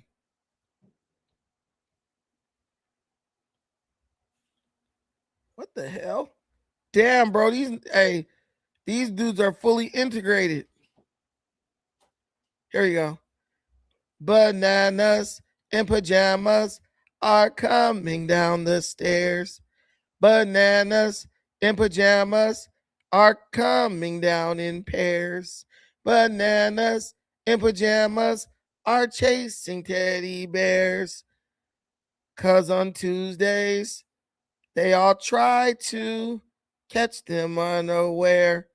Bananas in pajamas are coming down the stairs. Bananas in pajamas are coming down in pairs. Bananas in pajamas are chasing teddy bears. Because on Tuesdays, they all try to catch them unawares. That song made no sense.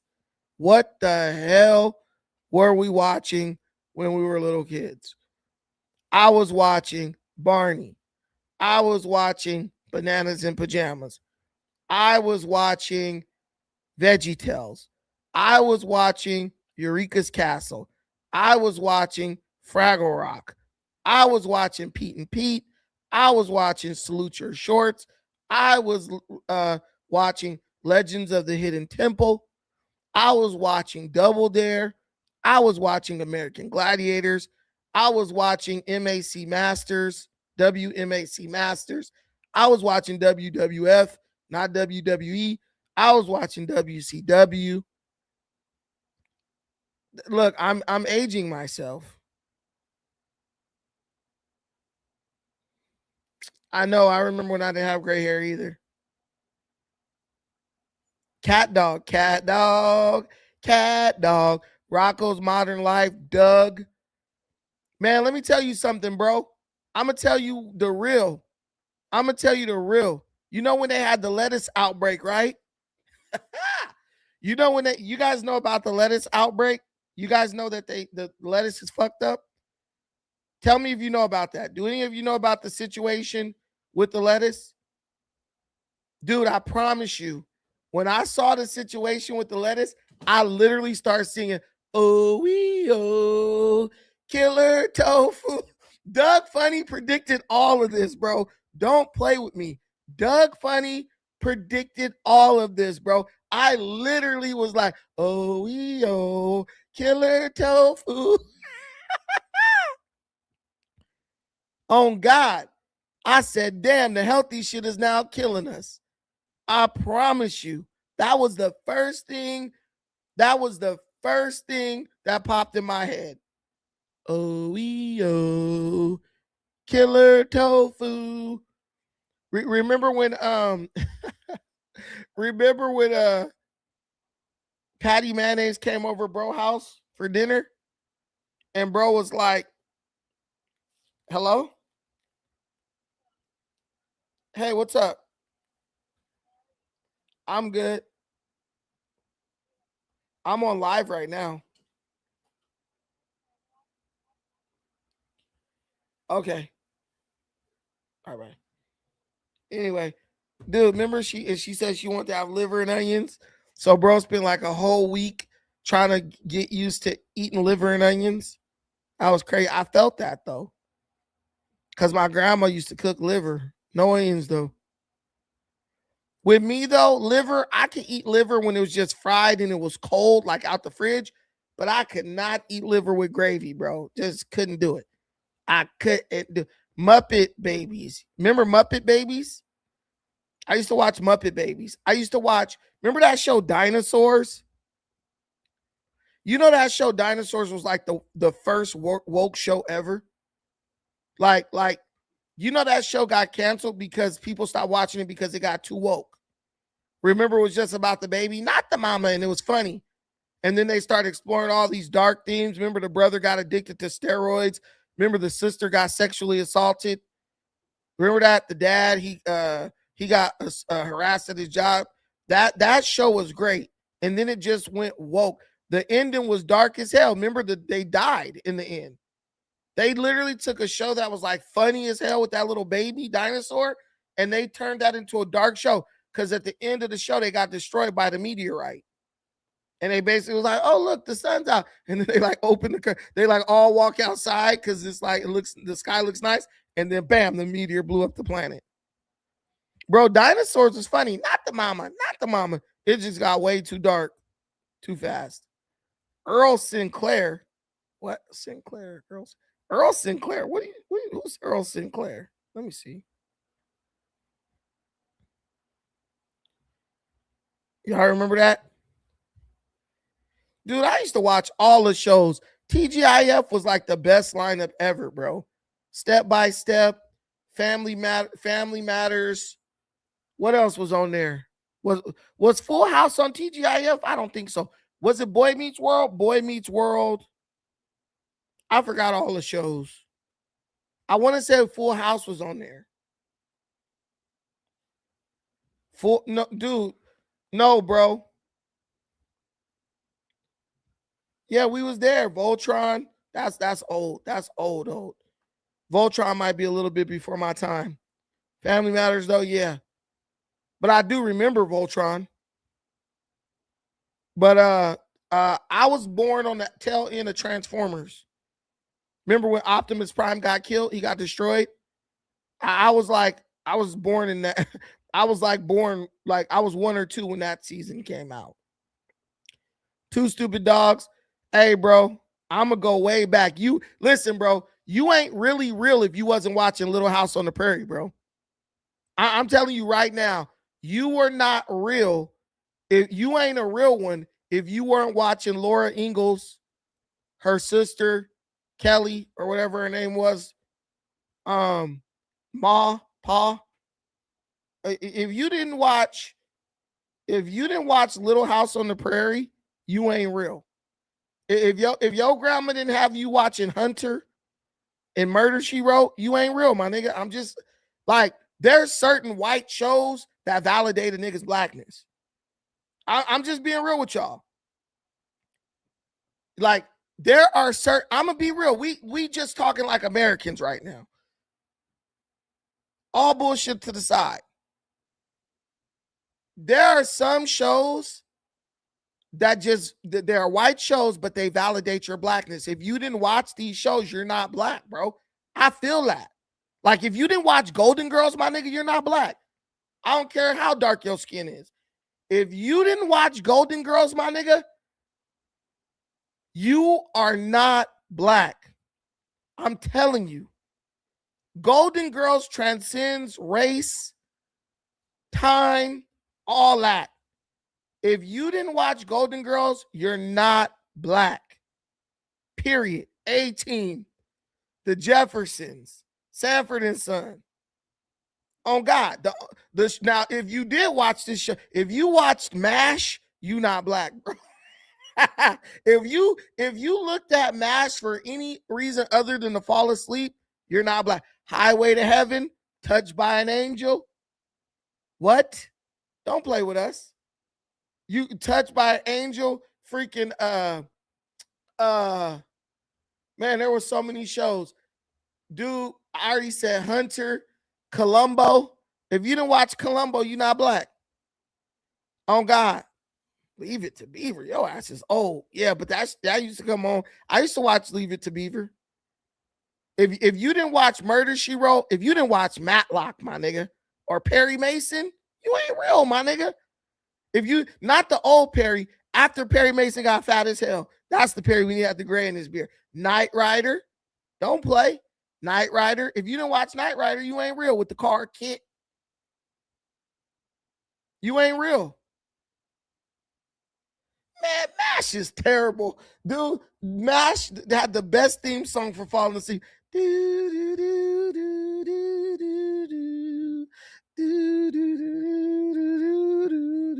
Bro, if you didn't watch Andy Griffith, you're not black. And if you didn't watch the Beverly Hillbillies, you're not black. I'm keeping it real. If you didn't watch Andy Griffith or the Beverly Hillbillies, you're not black. And if you didn't think that Matlock and Andy Griffith were two different people, you not black. Because I swear to God, I thought that was two different people. And it was the same dude. Taxi, nobody black watched Taxi, and nobody black watched Cheers. If you watch Taxi or Cheers, you not black, bro. If you watch Taxi or Cheers, you are not black. Straight up. You're not black, my nigga. No black person watch Cheers, bro. You could even watch Bewitched. I'll give you Bewitched, but you couldn't watch Cheers or Taxi and be considered black. I'll even give you All in the Family. You could watch All in the Family with the one lady, and you could still be considered black. If you watch Roseanne, you not black, bro. Man, Cheers was terrible. Look, if you watch Coach, you were not black, bro. Did you know Coach went for 11 seasons? That was a terrible show. How that show lasted 11 seasons is crazy to me. Gilligan's Island, of course, bro. Gilligan's Island was mandatory. If you didn't watch Gilligan's Island, you're not black, bro. If you didn't watch Gilligan's Island and Beat Your Meat to Marianne and Ginger, you are not black, bro. You're not black. Thank you, Robert. I see you. I'm telling you, bro. If you didn't watch Doogie Howser, you're not black, bro. Straight up. There are just certain white shows that validate a nigga's blackness. If you didn't watch Seventh Heaven, you're not black, dude. If you didn't watch Gilmore Girls, I'm sorry, you're not black. Your black card is declined. I'm telling you, if you didn't watch Step by Step, you ain't black. There's certain shit, Boy Meets World. You just had to watch that or you're not black. Y'all don't know. Like, I'm telling you. Wings, hell no. If you watch Wings, you definitely not black. Nobody watched that shit. That wasn't even believable. Bro, Seventh Heaven was good. You a hater, bro. If you didn't watch 21 Jump Street, you not black, bro. Straight up. Step by Step was good. Topanga, listen, if you didn't think Topanga was the finest little thing on earth, you ain't black. That girl was fine. Topanga, she was fine. That girl blossomed. We all had a Little Rascal, bro. Little Rascals is like from the 1930s. What the hell are you talking about? Knight Rider, Topanga was bomb. What happened to Topanga? Let me look her up right now. Let's see. You know who else was fine? Lizzie McGuire, dude. She was fine.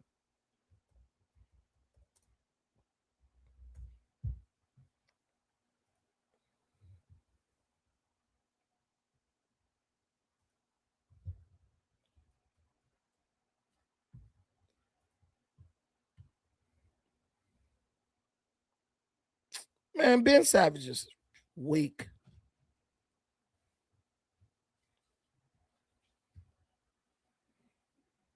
Where's the place at? Velo. This is a clinic? I might come over there. Let's see, bro. Because she was so cute. I'm trying to see her today, though. Hey, Topanga low-key was the first woke YS. She ain't all that no more. Yikes. Yeesh. She did not age well. Come on, man. She looks like a Smurf. Yee. Saved by the Bell. Righteous. Who's the Boss? Yep. Magnum PI. Yep. Hunter. Columbo. Murder, She Wrote. You know what I'm saying? Bro, if you listen, bro, I'm a give you a throwback. If your grandma didn't make you watch Agatha Christie murder mysteries, Murder on the Orient Express, you ain't black, bro. I'm just telling you straight up. Straight like that, bro. If your grandma didn't make you watch Agatha Christie Murder on the Orient Express, you ain't black, bro. I'm just telling you. Fresh Prince, of course, bro. That's what I'll say. You know, Fresh Prince was written by two white people. The whole concept was made up by a white lady and her husband. Didn't nobody watch no damn Starsky and Hutch. Get that shit out of here, bro. Maude, nobody watched that. Matlock, yes, Matlock. Yeah, Matlock for sure. Andy Griffith, straight out of Mayberry, my nigga. Y'all don't know the truth. If you didn't watch Matlock, you don't know the truth, bro. I'm just telling you straight up.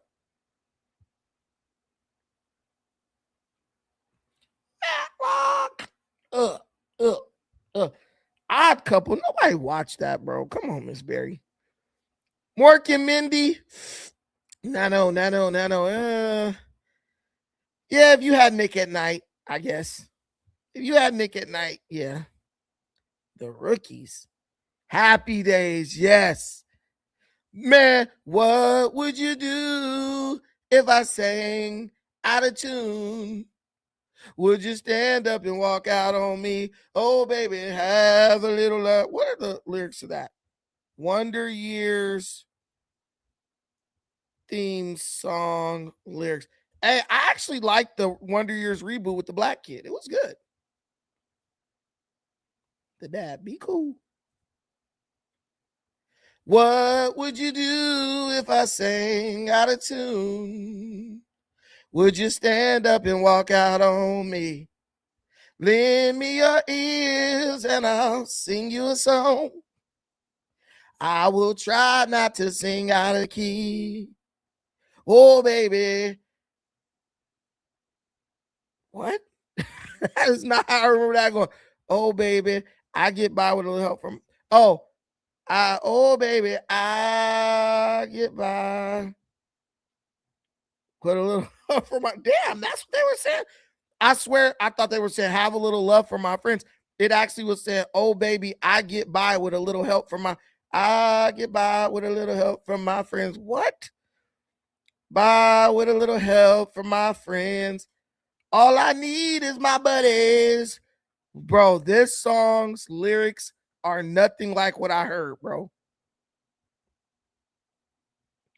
The song lyrics to this, the Wonder Years theme song, what the lyrics actually say, 100% was not what we were singing. I'm just gonna be real with you. We were not singing. Yeah, I said, who's the boss? Entirely me. Hello. Who had the most iconic theme song? Facts alive, nigga. You old for real. Punky Brewster. Okay. Ha! Yeah, Punky Brewster was legitimate.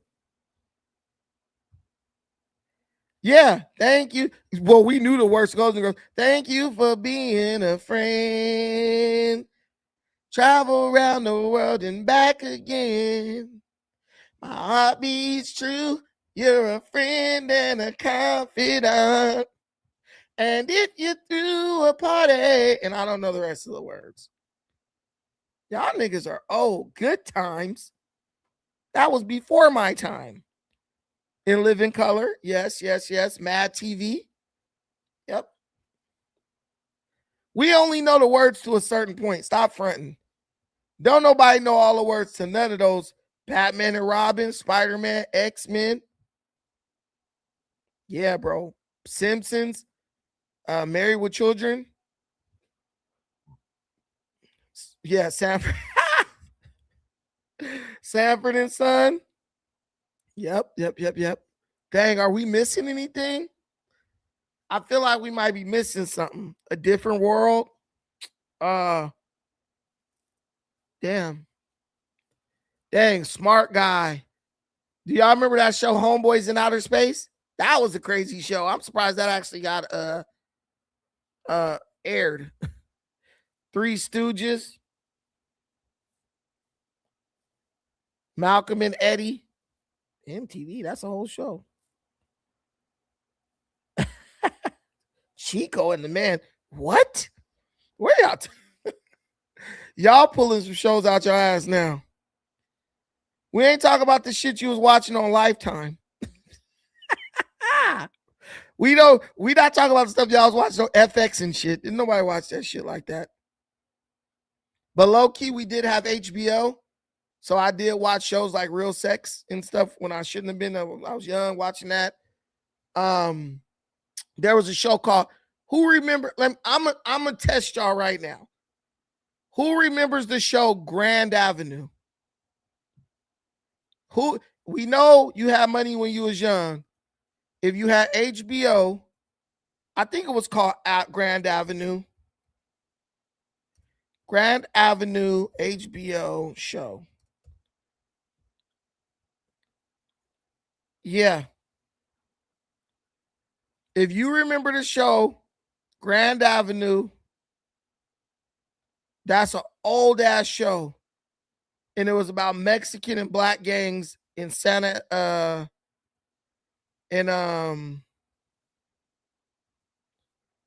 was about this Mexican gang and this black gang, and they was beefing in a place called Santa Rosa, California. Do y'all know about that? Do y'all remember Grand Avenue? If you a real one, you a real one if you remember that.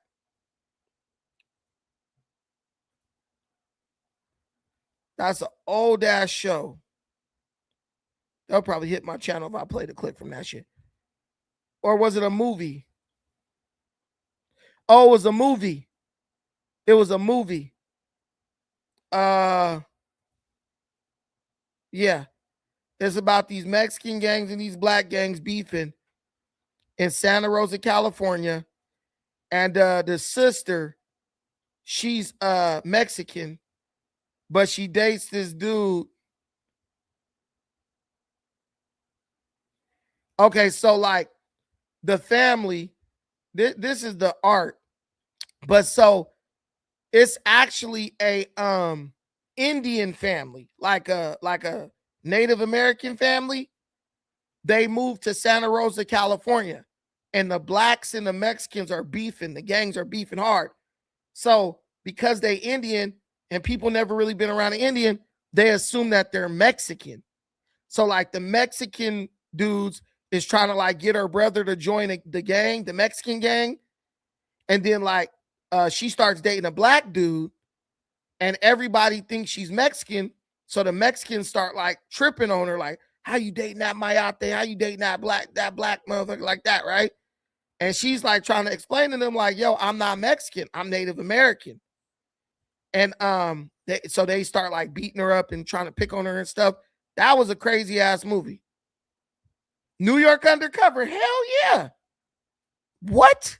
New York Undercover is one of the greatest shows of all time. Look, we was stealing. Look up that show, Grand Avenue, bro. You will not I don't know if you could still watch it, but that's a classic. Her boyfriend is this black dude. He like the leader of the gang. Bro was like, bro was so ready to smoke a Mexican, dude. That nigga was rolling around with a burner ready. The movie Dusk Till Dawn. Well, the movie's called Dusk Till Dawn. But no, I'm talking about this movie called Grand Avenue. Check it out. It was good. New York Undercover. Hell yeah. Anyway, guys, Taxi Cab Confessions. Yeah. That's a classic. You had to stay up late night and watch that shit. But people used to be crazy in those taxi cabs, I'm telling you. Welcome Back, Carter. I know that movie, but I don't think it's Cotter, but okay, whatever you want to call it. But yeah, guys, I'm out of here. I gotta get out of here. I'm gonna go check my daughter out. She going to this clinic. Man, it seems like my daughter is always playing volleyball, bro. She's always playing volleyball. But you know, I just want to let y'all know, ever since I took over her strength and conditioning, she's been balling. We fly high, no lie. You know this. Balling. We was working out today. That's why I was late to the joint. That's why I was late to the show. Because we were working out. We were working out.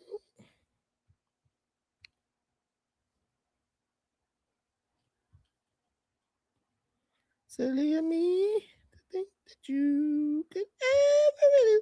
All right, I'm out of here. Thank y'all so much. We made this stream last way longer than it was supposed to, but I like to just chop it up, you know? Thank you so much for watching this. Peace, y'all.